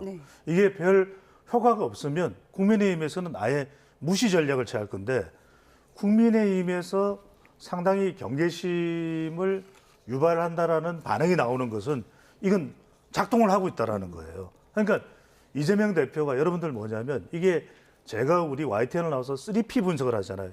인물의 영향력은 긍정이든 부정이든 영향력이 커지는 것은 3P가 있어야 됩니다. 첫 번째 P는 필로소피, 바로 이념 철학이에요. 이거는 지금 이재명 대표가 꽉 차 있어요. 그다음에 두 번째 P는 뭐냐면 피플. 지금 민주당의 조직이 비명계의 견제를 받을 정도로 불만의 목소리가 나올 정도로 친명체제잖아. 꽉 차 있어요. 더 넓힐 데가 없어요. 그러면 뭐냐? P, 팔럿이에요. 이 3P에서 팔럿이 부분은 넓힐 수가 있는 겁니다. 그러니까 계속 꾸준히 구체적으로 실천할 수 있는 정도로 이렇게 이야기를 하다 보면 이게 먹힐 수가 있는 거죠. 그러니까 지금 이재명 대표가 반도체, 우리 지금 수출의 최대 주력 상품이 반도체예요. 그다음에 이재명 대표가 또 이야기할 수 있는 게 전력법도 이야기를 해야 돼. 이것도 지금 구체적으로 통과가 안 됐어요. 전력법. 마지막으로 지금 다수의 유권자들에게 영향을 줄 수 있는 통신비 절감. 이것까지 꺼내들면은 상당히 구체적일 수가 있습니다. 그러니까 이런 구체적인 걸 들고 나오면은 구실포라고 제가 말씀드렸잖아요. 실천을 한다. 마지막에 포용인데 이러면서 이른바 비명계 인사들하고도 한번 원탁회의를 해서 의견을 듣고 이들의 정책에 대한 것도 좀 받아들이겠다. 이런 순간 상당히 확장성이 있어요. 뭐 일각에서는 그렇게 이야기를 하면 특히 이제 국민의힘에서는 아니 이거 뭐냐 조변석계다. 예전에는 안 그랬잖아요. 사람은 변하는 거죠. 그러니까 변화돼 상당히 실천할 가능성이 높을 정도로 구체적이고 실천적으로 포용력 있게 이야기를 하면 이건 작동을 합니다. 예. 이재명 대표의 우클릭 행보가 효과가 있을 수 있기 때문에 국민의힘에서 비판하고 있는 거다 이렇게 분석을 해주셨습니다. 권성동 원내대표는 어제는 쉐쉐, 오늘은 아리가또냐 이렇게 비판을 했는데요. 어떻게 보셨어요? 일단 그 최근에 여론조사를 보면 이재명 대표의 어떤 지지율이라든가 호감도가 딱 박스권에 갇혀 있거든요. 거기다 아마 그렇게 박스권에 갇혀 있는 이유가 보면 이재명 대표에 대한 비호감이라는 얘기가 계속적으로 있기 때문에 아무튼 개인적인 어떤 성향을 넘어서 정책으로 아마 나름대로 대선 행보를 해보겠다고 하는 건 있는 것 같거든요. 근데 저는 조금 오늘 권성동 원내대표 지적한 것처럼 지난번에 멋지게 지면 못하냐 해가지고 이재명 대표가 위성정당을 금지한다고 했다가 그걸 번복하면서 멋지게 지면 아무런 이유가 없다고 한 게 있고요. 두 번째는 진짜 내가 이 박근혜 전 대통령을 존경한다고 하니까 진짜 존경하는 줄 아느냐 해가지고 반어법을 많이 쓰시거든요. 그렇기 때문에 저는 지금 이재명 대표의 어떤 여러 가지 대국민 공약이나 약속 이런 것들이 어디까지가 참말이고 어디까지가 거짓말인지 도저히 가늠할 수가 없는 상황이거든요. 그렇기 때문에 아마 이재명 대표가 어떤 저런 말이 아닌 어떤 실질적인 정책이나 이런 것들로 좀 보여져야 그나마 국민적인 신뢰감이 좀 쌓일 수 있다. 지금 이재명 대표에 대한 대국민 신뢰 자산은 상당히 좀 낮아 보이거든요. 왜냐하면 이재명 대표의 비호감은 이재명 대표 어떤 사부 리스크뿐만 아니고 여러 가지 어떤 말 바꾸기 이런 부분에서 비롯된 부분이 상당히 크기 때문에 본인 말에 대한 어떤 그동안의 어떤 책임이라든가 어떤 약속을 지키는 그런 부분들이 먼저 선행이 돼야 아마 저런 여러 가지 어떤 약간의 변칙적인 대선 행보도 그나마 국민의 신뢰를 또는 국민에게 다가갈 수 있지 않을까 이렇게는 보입니다. 예, 이재명 민주당 대표의 우클릭 행보까지 분석해봤습니다. 지금까지 정치온 김철현 경희대 특임교수, 배종찬 인사이트K 연구소장과 함께 분석해봤습니다. 두 분 감사합니다. 고맙습니다.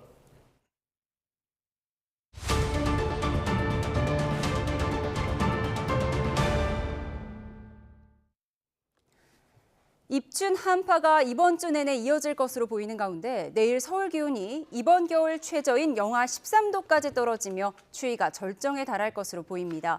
제주도와 서해안에는 모레까지 많은 눈이 내려 쌓일 것으로 보여 주의도 필요한데요. 취재기자 연결해 보겠습니다. 김민경 기자, 한낮은 지금도 꽤 추운데요. 내일은 더 추워진다고요? 네, 한낮인 지금도 서울 기온은 영하 2.5도이고 강한 바람 탓에 체감온도는 영하 7.7도에 머물고 있습니다. 북서쪽에서 상층 기온이 영하 40도에 달하는 강한 한기가 내려왔기 때문인데요. 내일은 기온이 더 내려가 서울 아침 기온이 이번 겨울 들어 가장 낮은 영하 13도, 체감온도는 영하 20도까지 떨어질 걸로 보입니다. 전국적으로도 영하 10도를 밑돌 걸로 예상되는 가운데 강한 바람에 체감온도는 더욱 낮겠습니다. 이에 따라 서울 북동부와 경기 동부, 강원, 충북 북부와 경북 북부에는 한파 경보가, 서울 남서부와 경기 서부, 충청, 영남, 호남 일부 지역에도 한파주의보가 내려졌습니다.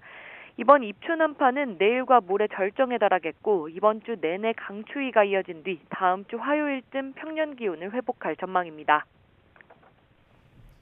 네, 추위와 함께 서해안에는 많은 눈도 예보됐다고요? 네, 강한 찬 공기가 서해를 지나면서 눈구름이 발달하기 때문인데요. 오늘 아침 제주도에 먼저 유입된 눈구름이 오전에는 호남 서해안까지 확대됐고 지금은 충남 서해안에도 들어오고 있습니다. 이에 따라 제주도와 호남 서부, 충남 서해안에는 대설 예비특보도 내려졌는데요. 모레까지 제주 산간에는 40cm 이상, 충남 서해안과 전북에도 많게는 25cm 이상, 전남에도 5에서 15cm의 많은 눈이 내릴 걸로 보입니다. 특히 내일 충남 서해안과 호남 서부에는 시간당 1에서 3cm의 강한 눈이 집중적으로 쏟아지는 곳도 있을 걸로 보이는데요. 산간과 일부 내륙에는 여전히 눈이 쌓여 있는 가운데 또다시 많은 눈이 내릴 걸로 예보된 만큼 피해가 발생하지 않도록 사전에 철저한 대비가 필요합니다. 또 강추위 속에서 내린 눈이 바로 얼어붙어 도로가 미끄러워질 가능성이 커 빙판길과 도로 살얼음에도 각별한 주의가 필요합니다. 지금까지 과학기상부에서 YTN 김민경입니다.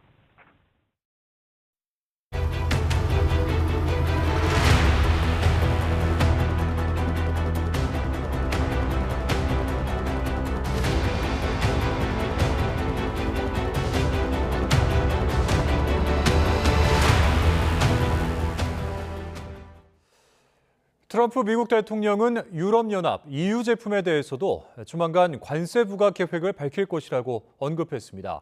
트럼프 대통령은 현지 시간 2일 워싱턴 DC 인근 앤드루스 공항에서 기자들과 만나 정기적으로 미국은 사실상 전 세계의 거의 모든 국가로부터 갈취당해 왔다면서 우리가 무역에서 적자를 보는 것을 바꿀 것이라고 밝혔습니다.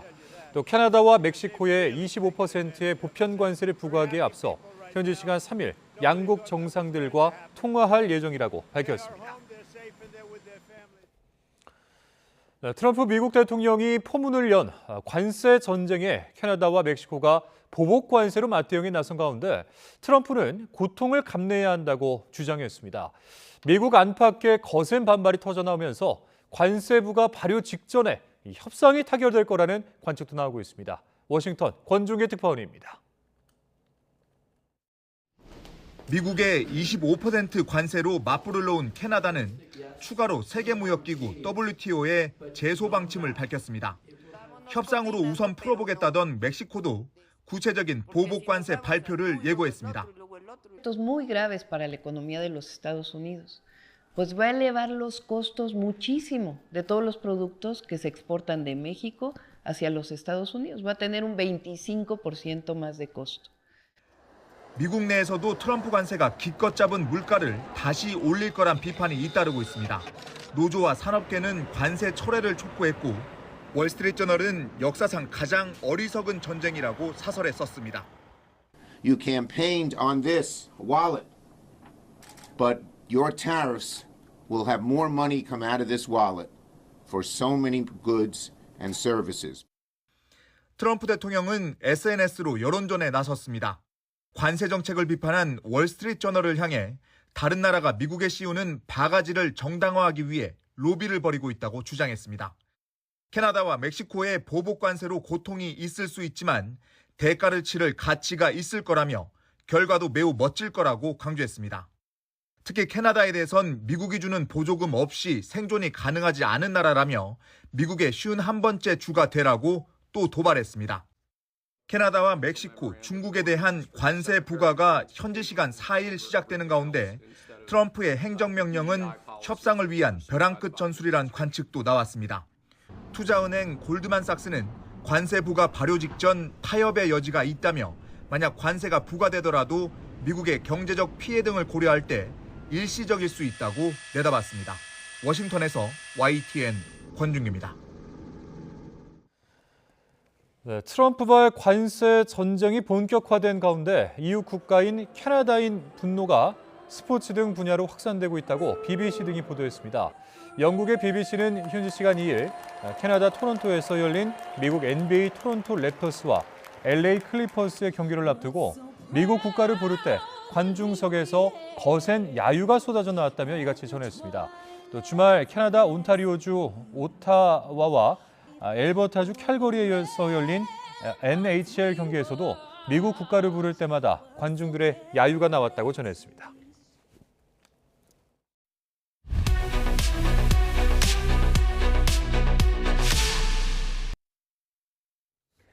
최상목 대통령 권한대행이 마은혁 헌법재판관 후보자 임명을 보류한 데 대해서 헌법재판소가 오늘 권한쟁의 심판과 헌법소원 선고를 연기하고 일주일 뒤 변론을 다시 시작하기로 했습니다. 한편 경영권 승계를 위한 삼성물산과 제일모직 부당 합병과 또 회계부정 혐의로 재판 중인 이재용 삼성전자 회장의 항소심도 무죄가 나왔는데요. 자, 자세한 내용 서정빈 변호사와 함께 보겠습니다. 자, 어서 오시죠. 어서 오세요. 네, 안녕하십니까? 네, 마은혁 헌법재판관 후보자 임명 보류가 위헌인지 여부. 이 선고가 오늘 오후 2시에 내려질 예정이었는데 임박해서 연기가 됐어요. 이런 경우 좀 이례적인 거 아닌가요? 네, 그렇습니다. 사실 통상의 그런 일반적인 민사재판이나 혹은 형사재판에서는 한번 끝이 났던, 그래서 선고만을 앞두고 있는 재판이 가끔씩은 이제 변론 제기를 위해서 연기가 되는 경우들이 있습니다. 다만 그런 경우가 많다고 할 수가 없긴 하고, 또 한편으로는 헌법재판소의 판단에 있어서 이렇게 변론 재개가 되면서 선고 기일이 연기된 사례는 조금 찾아보기 힘든 그런 드문 사례라고 볼 수 있을 것 같습니다. 그러면은 이게 이제 언제 정도 이루어질까요? 우선 지금 다음 변론이 일주일 정도 뒤인 예. 10일로 예정이 되어 있는 것 같습니다. 그렇다면은 일단 다시 한번 변론 기일을 진행을 하고 이제 추가적으로 변론 기일이 있을지를 좀 보긴 해야 됩니다. 그것도 그때 가서 판단을 하게 되는 건가요? 네, 그때 가서 이제 판단을 하는 게 원칙이긴 하지만은 혹여라도 헌법재판소에서는 미리 이런 향후 일정에 대해서 의견을 밝히는 것도 가능은 할 것으로 보입니다.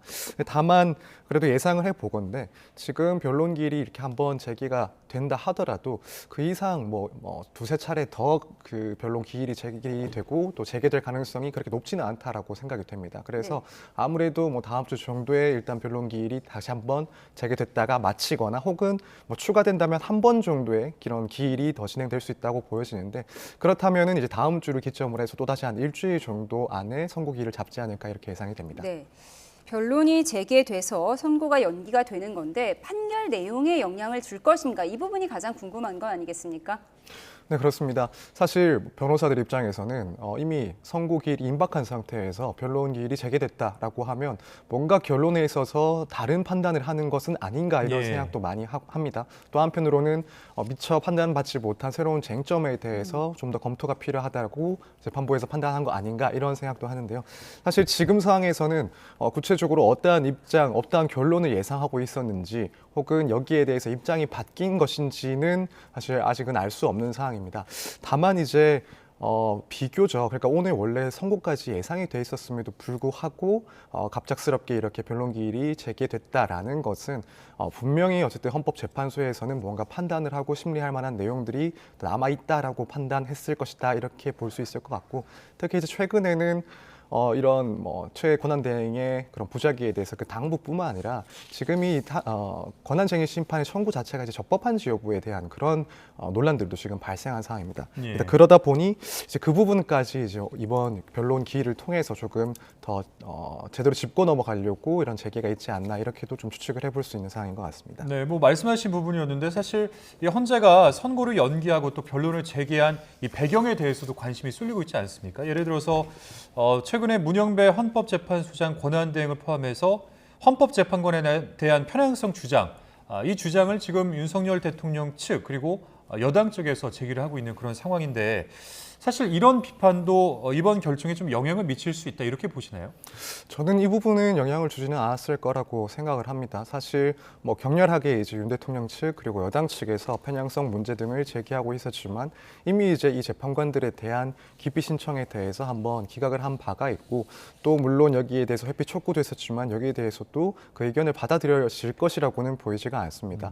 이런 그런 쟁점에 대해서는 사실 변론 기일을 새로 연다 하더라도 헌법재판소에서는 그 부분을 변론 기일에 지적을 하거나 혹은 다루지는 않을 것으로 보이고, 그렇다면 이런 주장들 외에 결국에는 이런 청구의 적법성 문제라든가 혹은 최 권한대행이 주장을 하고 있는 지금 심리가 부족했다라는 주장에 대해서 그래도 이 내용을 더 한번 짚기 위해서 제기를 했다라고 보는 게 더 맞지 않나 이렇게 생각이 됩니다. 네, 쟁점은 마은혁 재판관 후보자를 임명하지 않은 것이, 임명을 보류한 것이 위헌인지 여부인데 두 가지입니다. 우원식 의장이 제기한 권한쟁의 심판이 있고요. 개인 개인 변호사가 제기한 헌법 소원이 있습니다. 그럼 이 두 가지가 그냥 같이 연기가 됐다 이렇게 봐야 되나요? 네, 그렇습니다. 사실 이것들을 따로따로 어쨌든 별개의 청구였기 때문에 따로따로 판단을 할 수도 있긴 하지만 결국의 핵심적인 쟁점은 최 권한대행이 이 마 후보자를 재판관으로 임명하지 않은 점이라는 것은 동일한 사안입니다. 그래서 결국 이 두 가지 재판에 대해서도 동일한 결과를 내는 것, 그 동일한 결론을 내는 것이 헌법재판소에서는 일관성 있는 판단이 될 것이기 때문에 이 점 때문에 결국 남은 이 헌법소원 재판 역시도 그 선고가 같이 미뤄졌다라고 보시면 될 것 같습니다. 예. 자, 이번 이 권한쟁의의 최대 쟁점은 최상목 권한대행이 말한 여야 합의 여부일 것으로 보입니다.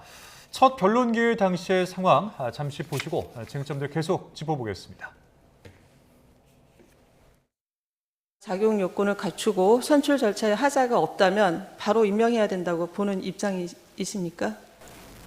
그 점에 대해서는 저희도 그런 의견이 없습니다. 알겠습니다. 그러면 여야 합의가 그 재판관 선출의 법적인 절차적 요건은 아니라는 입장이시죠? 법적 요건은 아니라고 봅니다. 도대체 무엇을 근거로 두 분은 여야 간 합의가 있었고 한 분은 여야 합의가 없었다고 판단을 하는 것인지 그거를 판단할 권한이 그 권한 대행한테 있는 것이냐?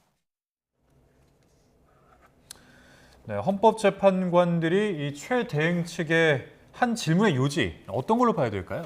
결국에는 헌법 규정상 이 대통령 혹은 대통령 권한 대행이 국회가 선출한 3명의 후보자에 대해서 임명을 해야 되는데 거기에 대해서 거부를 하거나 지연시킬 수 있는 규정이 없다라는 겁니다. 그렇다면은 절차적으로 이런 점에 대해서 어떤 이유에서 권한 대행이 임명을 멈췄는지 지연을 시켰는지에 대해서 물어본 것이고 또 그 최 권한 대행이 얘기하는 이 국회의 합의라는 것이 과연 이 절차적인 요건에 포함이 되는 것인지 그리고 만약 그게 포함된다 하더라도 그렇다면은 국회의 합의가 어떤 식으로 판단을 받아야 되는 건지 이 부분에 대해서 결국 핵심적인 쟁점이라고 보고 질문을 한 내용들입니다. 네, 마은혁 후보자를 임명 보류한 것이 위헌이라고 나오더라도 바로 최상목 대행이 마은혁 후보자를 임명해야 하는 건 아니다. 이게 지금 국민의힘 측 주장이잖아요.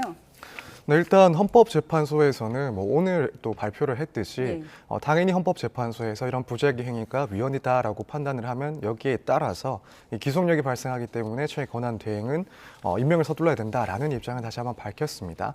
그런데 여기에 대해서는 헌법재판소에 대한 그런 결정에 있어서도 시기를 정해놓은 것은 아니니까 헌법재판소에 그런 결정이 있다 하더라도 따르지 않을 수 있다라는 이야기들이 얼마 전부터 계속 나오고 있는 상황이고요.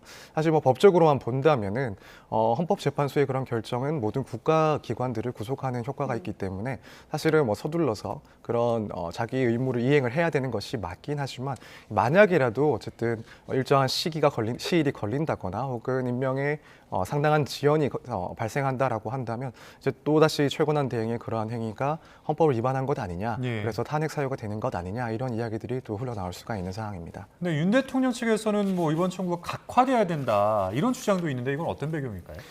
네, 그러니까 지금 우원식 의장이 이 청구를 하면서 국회의 의결을 표결을 따로 거치지 않았기 때문에 이제 제기되는 문제입니다.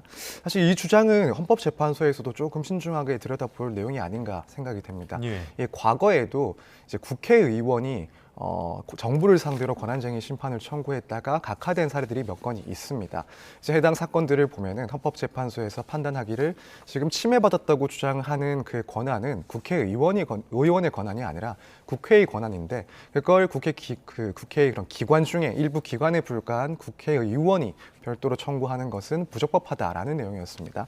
지금 앞서 말씀드린 것처럼 이제 국회의 표결을 따로 거치지 않고 국회의장이 국회의 이름으로 이런 권한쟁의 심판을 한 것이기 때문에 그렇다면 이전의 사례들과 비교했을 때 유사성이 있고 따라서 이 청구가 부적법하다라는 주장인데요. 이제 이 부분에 대해서는 헌법재판소에서도 과거에 조금 비교할 만한 그래서 각하를 시킨 그런 사례가 있던 만큼 여기에 대해서는 헌법재판소에서도 그 사례들과 동일하게 볼 것인지 아니면은 전반적인 상황을 봤을 때 국회의 그런 의결이 있었다라고 볼 것인지 혹은 국회의장으로서 국회를 대신해서 국회의 이름으로 청구를 할 수 있다고 볼 것인지를 상당히 고민해볼 그런 상황이라고 생각이 됩니다. 재판관 임명 보류에 대한 이야기 나눠봤습니다. 형사재판에 대한 이야기도 해볼 텐데요. 경찰 특별수사단이 2번 구속영장 청구가 반려된 대통령 경호처 간부들에 대한 강제 수사에 착수했습니다. 네. 또 언론사 단수단전 의혹에 대해서도 살펴볼 계획인데 지난달 국회 국정조사 당시 상황을 보고 대담을 이어가겠습니다. 국회 계엄 해제 직후에 계엄이 지속되던 2시간 동안 어디 가서 뭐 하셨습니까? 증언하지 않겠습니다. 누구 만나셨습니까? 증언하지 않겠습니다. 이상민 증인 12월 3일 23시 37분 소방청장에게 전화로 언론사 단전 단수 조치 지시한 바 있죠?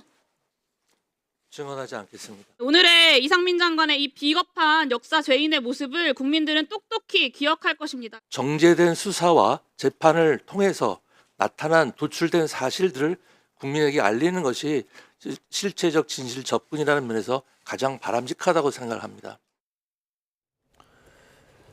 네, 김성훈 경호처 차장, 그다음에 이광우 본부장에 대한 구속영장 신청. 사실 앞서 이제 2번이나 있었는데 반려되지 않았습니까? 그럼에도 경찰이 계속해서 이제 강제 수사를 진행하고 있는 건 어떤 이유라고 봐야 될까요? 일단 이 두 사람이 받고 있는 그 혐의 자체가 무척 중대하다라고 경찰에서는 판단하고 있을 것으로 보입니다. 그래서 결국 문제가 되는 혐의점 중에 가장 중요한 것은 특수공무 방해죄인데 특히 이제 그 내용을 봤을 때 법원이 발부한 영장에 대해서 집행을 거부하면서 물리력을 행사해 공무원들의 그런 직무를 방해했다라는 상당히 중요한 내용이 담겨져 있기 때문에 그런 사안의 중대성을 비교했을 때 아무래도 강제 수사를 더욱 더 신경을 쓰고 있는 것으로 보입니다. 특히 이런 사안들 같은 경우에는 당사자가 부인을 하고 있을 때 아무래도 불구속 상태에서의 수사보다는 구속 상태의 수사가 수사기관 측면에서는 훨씬 더 용이한 측면이 분명히 있습니다. 그렇기 때문에 이런 점들을 고려해서 현 상황에서도 좀 강제 수사를 계속 고려하고 있는 상황으로 보여집니다. 네, 대통령 경호처에 대한 수사를 살펴봤고요. 이상민 전 행정안전부 장관의 경우에는 저희가 조금 전에 국회에 출석해서 이야기하는 모습을 보여드렸는데 국회에서 나와서 한 얘기와 검찰 수사에서 한 얘기가 좀 다른 것 같아요.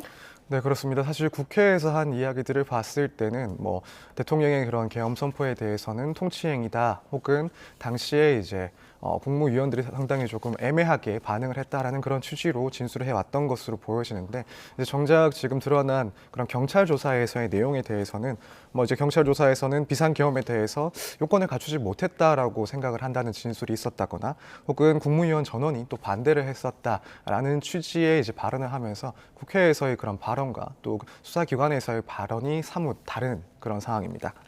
앞에 이제 11일 헌법재판소 증인으로 또 출석을 하지 않습니까? 여기서는 또 어떻게 증언을 할지도 관심인데 어떤 태도를 볼 거라고 보세요?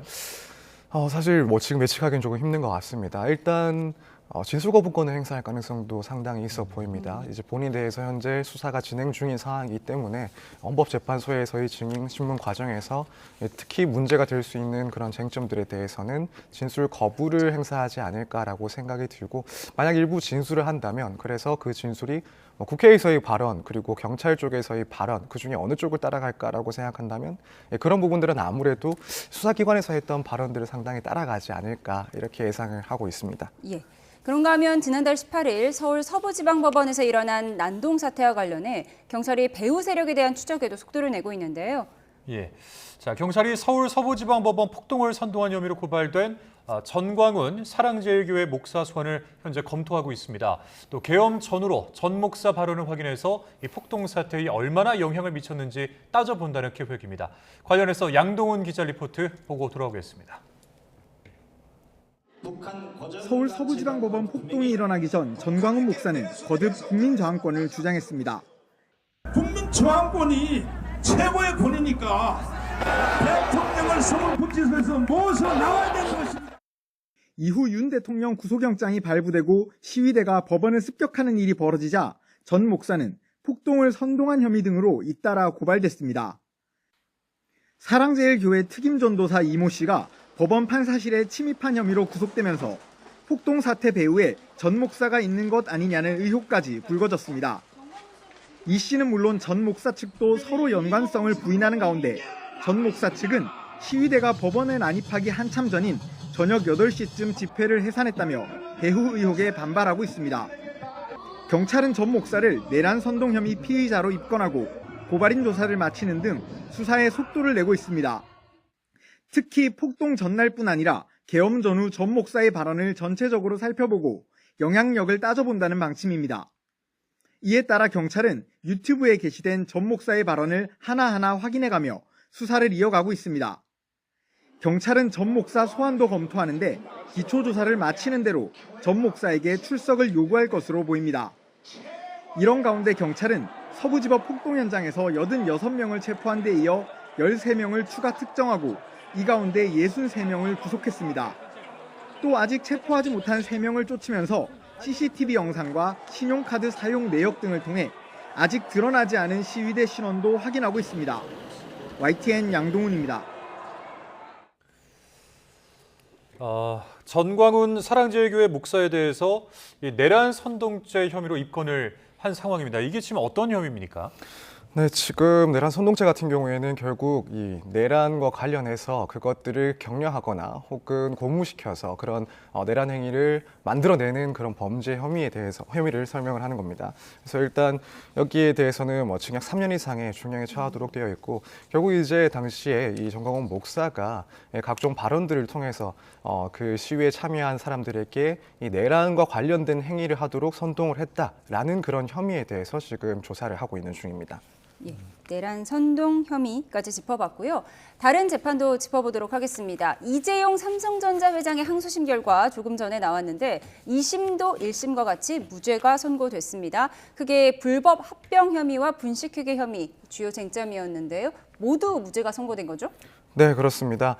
이 회장은 이제 작년에 이 사건과 관련해서 모두 무죄를 받았었는데, 우선 이재용 회장의 그런 혐의를 간략하게 좀 살펴보자면 2015년에 이제 제일모직과 그리고 삼성물산을 합병하는 과정에서 이재용 대표의 경영권을 안정적으로 승계하기 위한 목적으로 부정행위를 치르고, 또 그 밖에 부정거래나 혹은 시세 조정을 통해서 이 합병을 본인에게 유리한 쪽으로 만들어서 진행을 했다. 그래서 이제 자본시장법 위반이나 혹은 배임죄 등의 혐의를 받고 있었습니다. 특히 이제 문제가 됐던 것은 당시에 제일모직 그리고 삼성물산의 이제 주식 교환 비율을 어떻게 설정하는지, 이 부분이 가장 문제가 됐었는데, 합병에 있어서 이런 주식의 그런 교환 비율을 정하는 것은 결국 이제 추후에 주주들이 받게 되는 그런 주식 수를 결정하게 되는 기준이 되기 때문에 상당히 예민하고 중요한 문제입니다. 여기에 대해서 결국 당시에 이제 제일모직에 대해서 20% 이상의 그런 주식을 가지고 있던 이재용 회장이 제일모직에 대한 그 평가 가치는 훨씬 더 높이는 방식으로, 또 한편으로는 삼성물산에 대한 그런 가치는 떨어뜨리는 방식으로 조작을 해서 결국 이제 문제가 되었던 그런 혐의를 받고 문제가 된 사건인데, 1심에서도 사실 이 부분 모두 무죄를 선고를 받았습니다. 예. 그리고 마찬가지로 오늘 재판에서도 항소심에서도 1심과 마찬가지로 무죄를 선고를 했고, 그 이유를 간략하게 보자면 결국에는 당시 합병에 대해서는 이재용 회장이 경영권 승계만을 목표로 이런 합병을 치렀다라고 볼 수도 없고, 또 부당한 그런 관여를 했다라고 볼 수가 없다. 또 이런 합병 과정에서는 결국 가장 중요했던 것은 양 회사의 의사 결정이 가장 중요했던 것으로 보인다. 나머지 증거들로는 이런 혐의점을 인정하기 어렵다라는 게 이제 무죄 판단에 주된 취지입니다. 그러니까 법원에서 1심에서 이제 무죄가 나온 것이고, 2심에서는 검찰에서는 또 2,300여 건을 추가로 뭔가 증거를 제출했다라고 하더라고요. 근데 그만큼 검찰 입장에서는 상당히 2심 재판에 대해서 공을 들였다 이렇게 볼 수가 있을 것 같은데, 그런데 재판부에서 이 검찰의 수사 과정을 또 문제 제기를 했다면서요? 네, 그렇습니다. 이제 결국에는 검찰에서도 이렇게 2,300여 건에 해당하는 증거, 이런 상당히 많은 수의 증거를 항소심에서 제출한 이유가 1심에서 이제 주요 증거에 대해서 증거 능력을 부정을 당했기 때문에 그렇습니다. 결국 그때 전자기록 등에 대한 압수를 진행을 하면서 이 분류 같은 것들을 제대로 하지 않았기 때문에 1심에서는 이 수사에서 적법성의 문제가 발생을 했고, 그래서 이 증거들에 대한 능력을 인정할 수가 없다는 것이었습니다. 그리고 마찬가지로 항소심에서도 비록 추가된 증거들이 있긴 했지만 이미 그 1심에서 판단됐던 그런 증거들의 능력에 대해서는 1심과 동일하게 이 수사 절차에서 지켜야 될 그런 절차들이 지켜지지 않았기 때문에 증거 능력이 부정된다라는 판단을 똑같이 하게 된 것입니다. 예, 대부분의 증거 능력을 인정받지 못하면서 무죄 판결로 이어진 것 같은데, 오늘 또 항소심의 주요 쟁점은 1심 선고 이후에 지난해 8월에 나온 서울행정법원의 판결이었습니다. 형사재판과는 별도로 이루어진 행정소송에서 합병 과정에서 삼성바이오의 분식회계가 있었다, 이런 내용도 있었습니다. 그래서 검찰이 이 부분을 증거로 제시했을 것 같은데 어떻습니까? 네, 그렇습니다. 이 부분도 검찰에서는 상당히 중요한 증거라고 판단을 하고 2심에서 제출한 걸로 보입니다. 특히 1심에서 무죄가 나온 이후에 받은 판단, 행정법원에서의 판단이기 때문에 당연히 중요한 증거로 보고 제출을 했던 것으로 알고 있는데 사실 그 밖에 다른 그런 증거들, 다른 사정들을 결국 이 항소심에서는 더욱 중요하게 판단을 한 것 같습니다. 그럼 이 행정법원의 판단을 다시 반박했다 이렇게 봐야 될까요?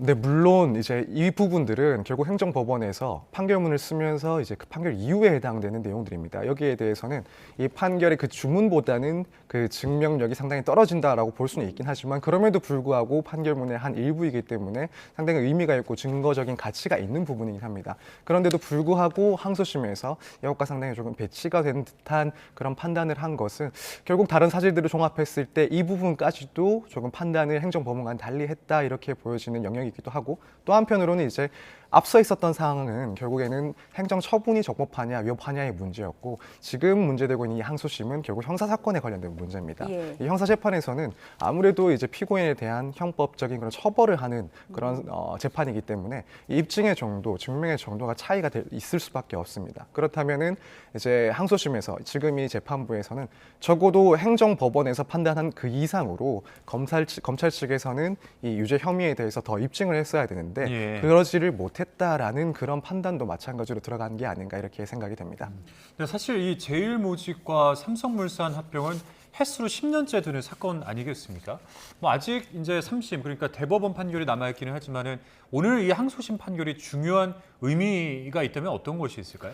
물론 지금 이재용 회장이나 삼성그룹 입장에서는 어쨌든 이 그룹의 총수가 형사적인 그런 리스크를 최대한 피할 수 있었다라는 점에서 그리고 앞으로의 그런 경영적인 측면에서 많은 부담이 줄어들었다라는 측면에서 큰 의미가 있을 거고 말씀하신 것처럼 이제 상당히 오랜 시간 동안 그리고 상당히 치열하게 다투어 왔던 사건입니다. 예. 1심에서 무죄 판결을 받기는 했지만 2심 선고 전까지는 2심에서 얼마든지 사실관계나 혹은 법리적인 판단이 바뀔 수도 있는 그런 위험이 있는 재판이었는데 결국에는 1심과 마찬가지로 무죄 선고를 받았습니다. 그렇다면 이제 남은 3심 같은 경우에는 이 사실심이 아니라 법률심입니다. 결국에는 1심, 2심에서 기본적으로 확인했던 그런 사실관계들을 기반으로 해서 3심에서는 거기에 적용한 그런 법리들의 오해가 있는지 문제가 있는지를 판단하는 그런 제도입니다. 그래서 이제 아무래도 이재용 회장 측에서는 1심, 2심 이 사실심에서 무죄를 2번이나 받은 이상 결국 3심으로 갔을 때는 특별한 문제가 없다면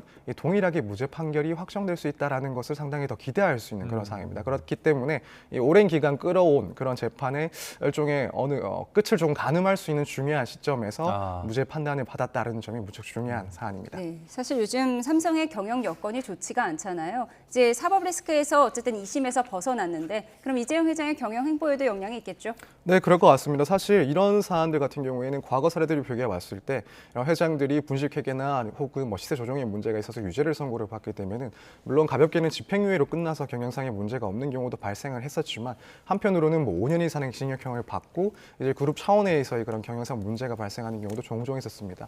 그런데 결국 무죄 판결을 받았기 때문에 이렇게 자칫 발생할 수도 있었던 그런 경영상의 중대한 그런 공백 상황을 이제 모면한 그런 상황이라서 앞으로의 그런 경영에 조금 더 적극적으로 나서지 않을까 이렇게 예상이 됩니다. 예, 자 여기까지 듣도록 하겠습니다. 지금까지 서정빈 변호사였습니다. 오늘 말씀 고맙습니다. 고맙습니다. 감사합니다.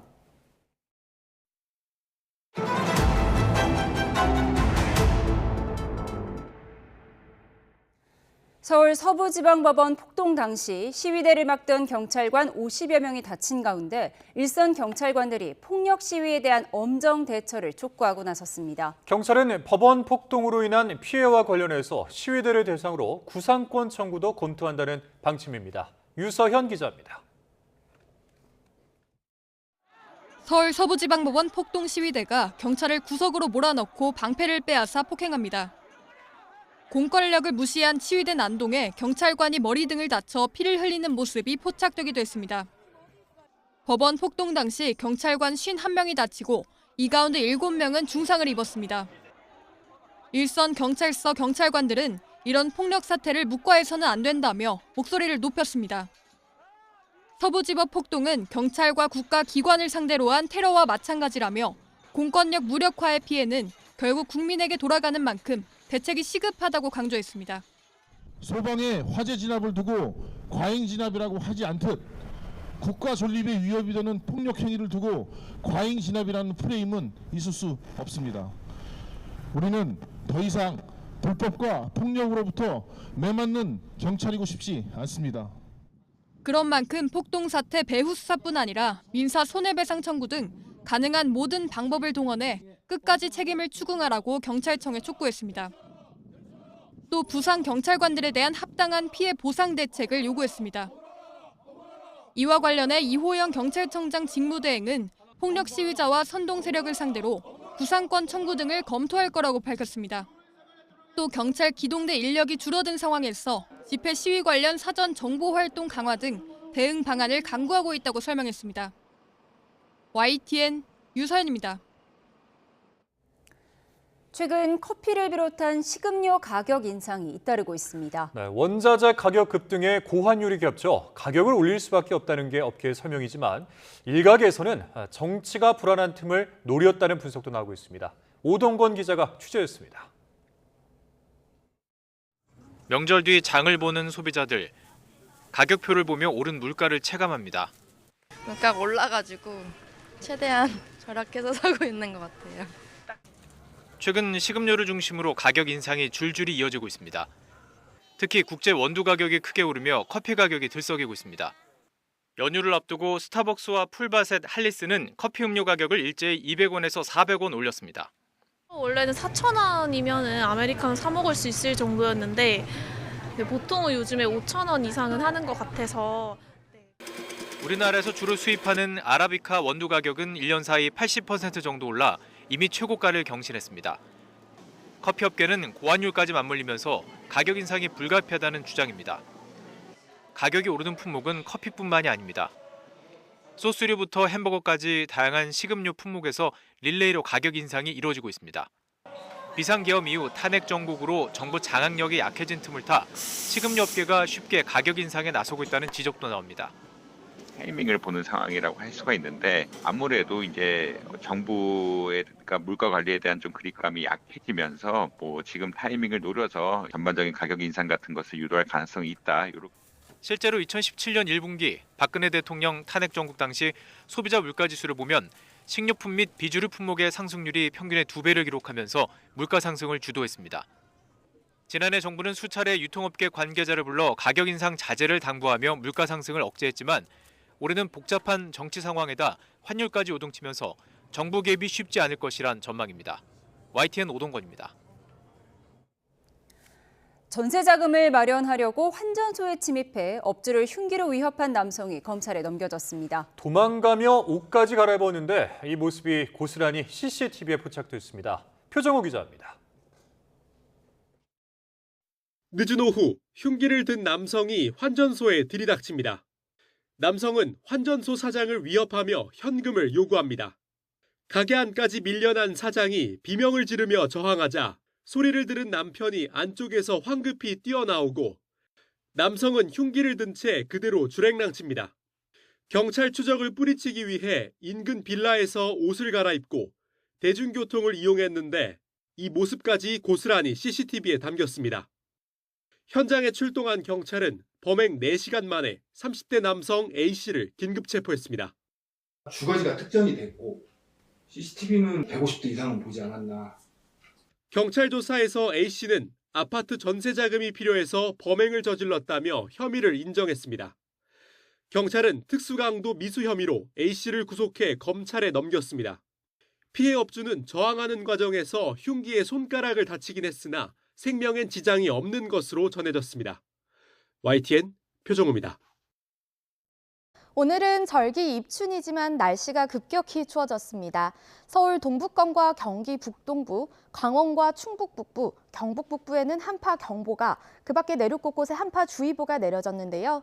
내일 아침 대관령의 체감 온도는 영하 30도 가까이 곤두박질하겠고요.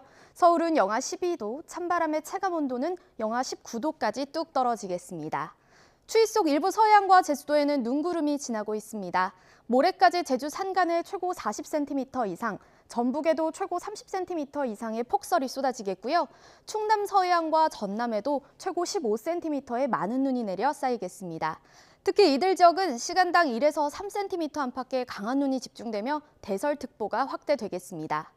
내일 아침 곳곳에서 올겨울 최저기온을 경신하겠습니다. 서울 영하 12도, 춘천 영하 15도, 청주 영하 11도에서 출발하겠습니다. 한낮에는 서울 영하 5도, 광주 영하 2도, 대구 영하 1도에 그치겠습니다. 남은 한 주간 한파가 계속되는 가운데 서해안 지방은 눈도 길게 이어질 전망입니다. 날씨였습니다. 이상으로 월요일 뉴스 마치겠습니다. 함께해 주신 여러분 고맙습니다.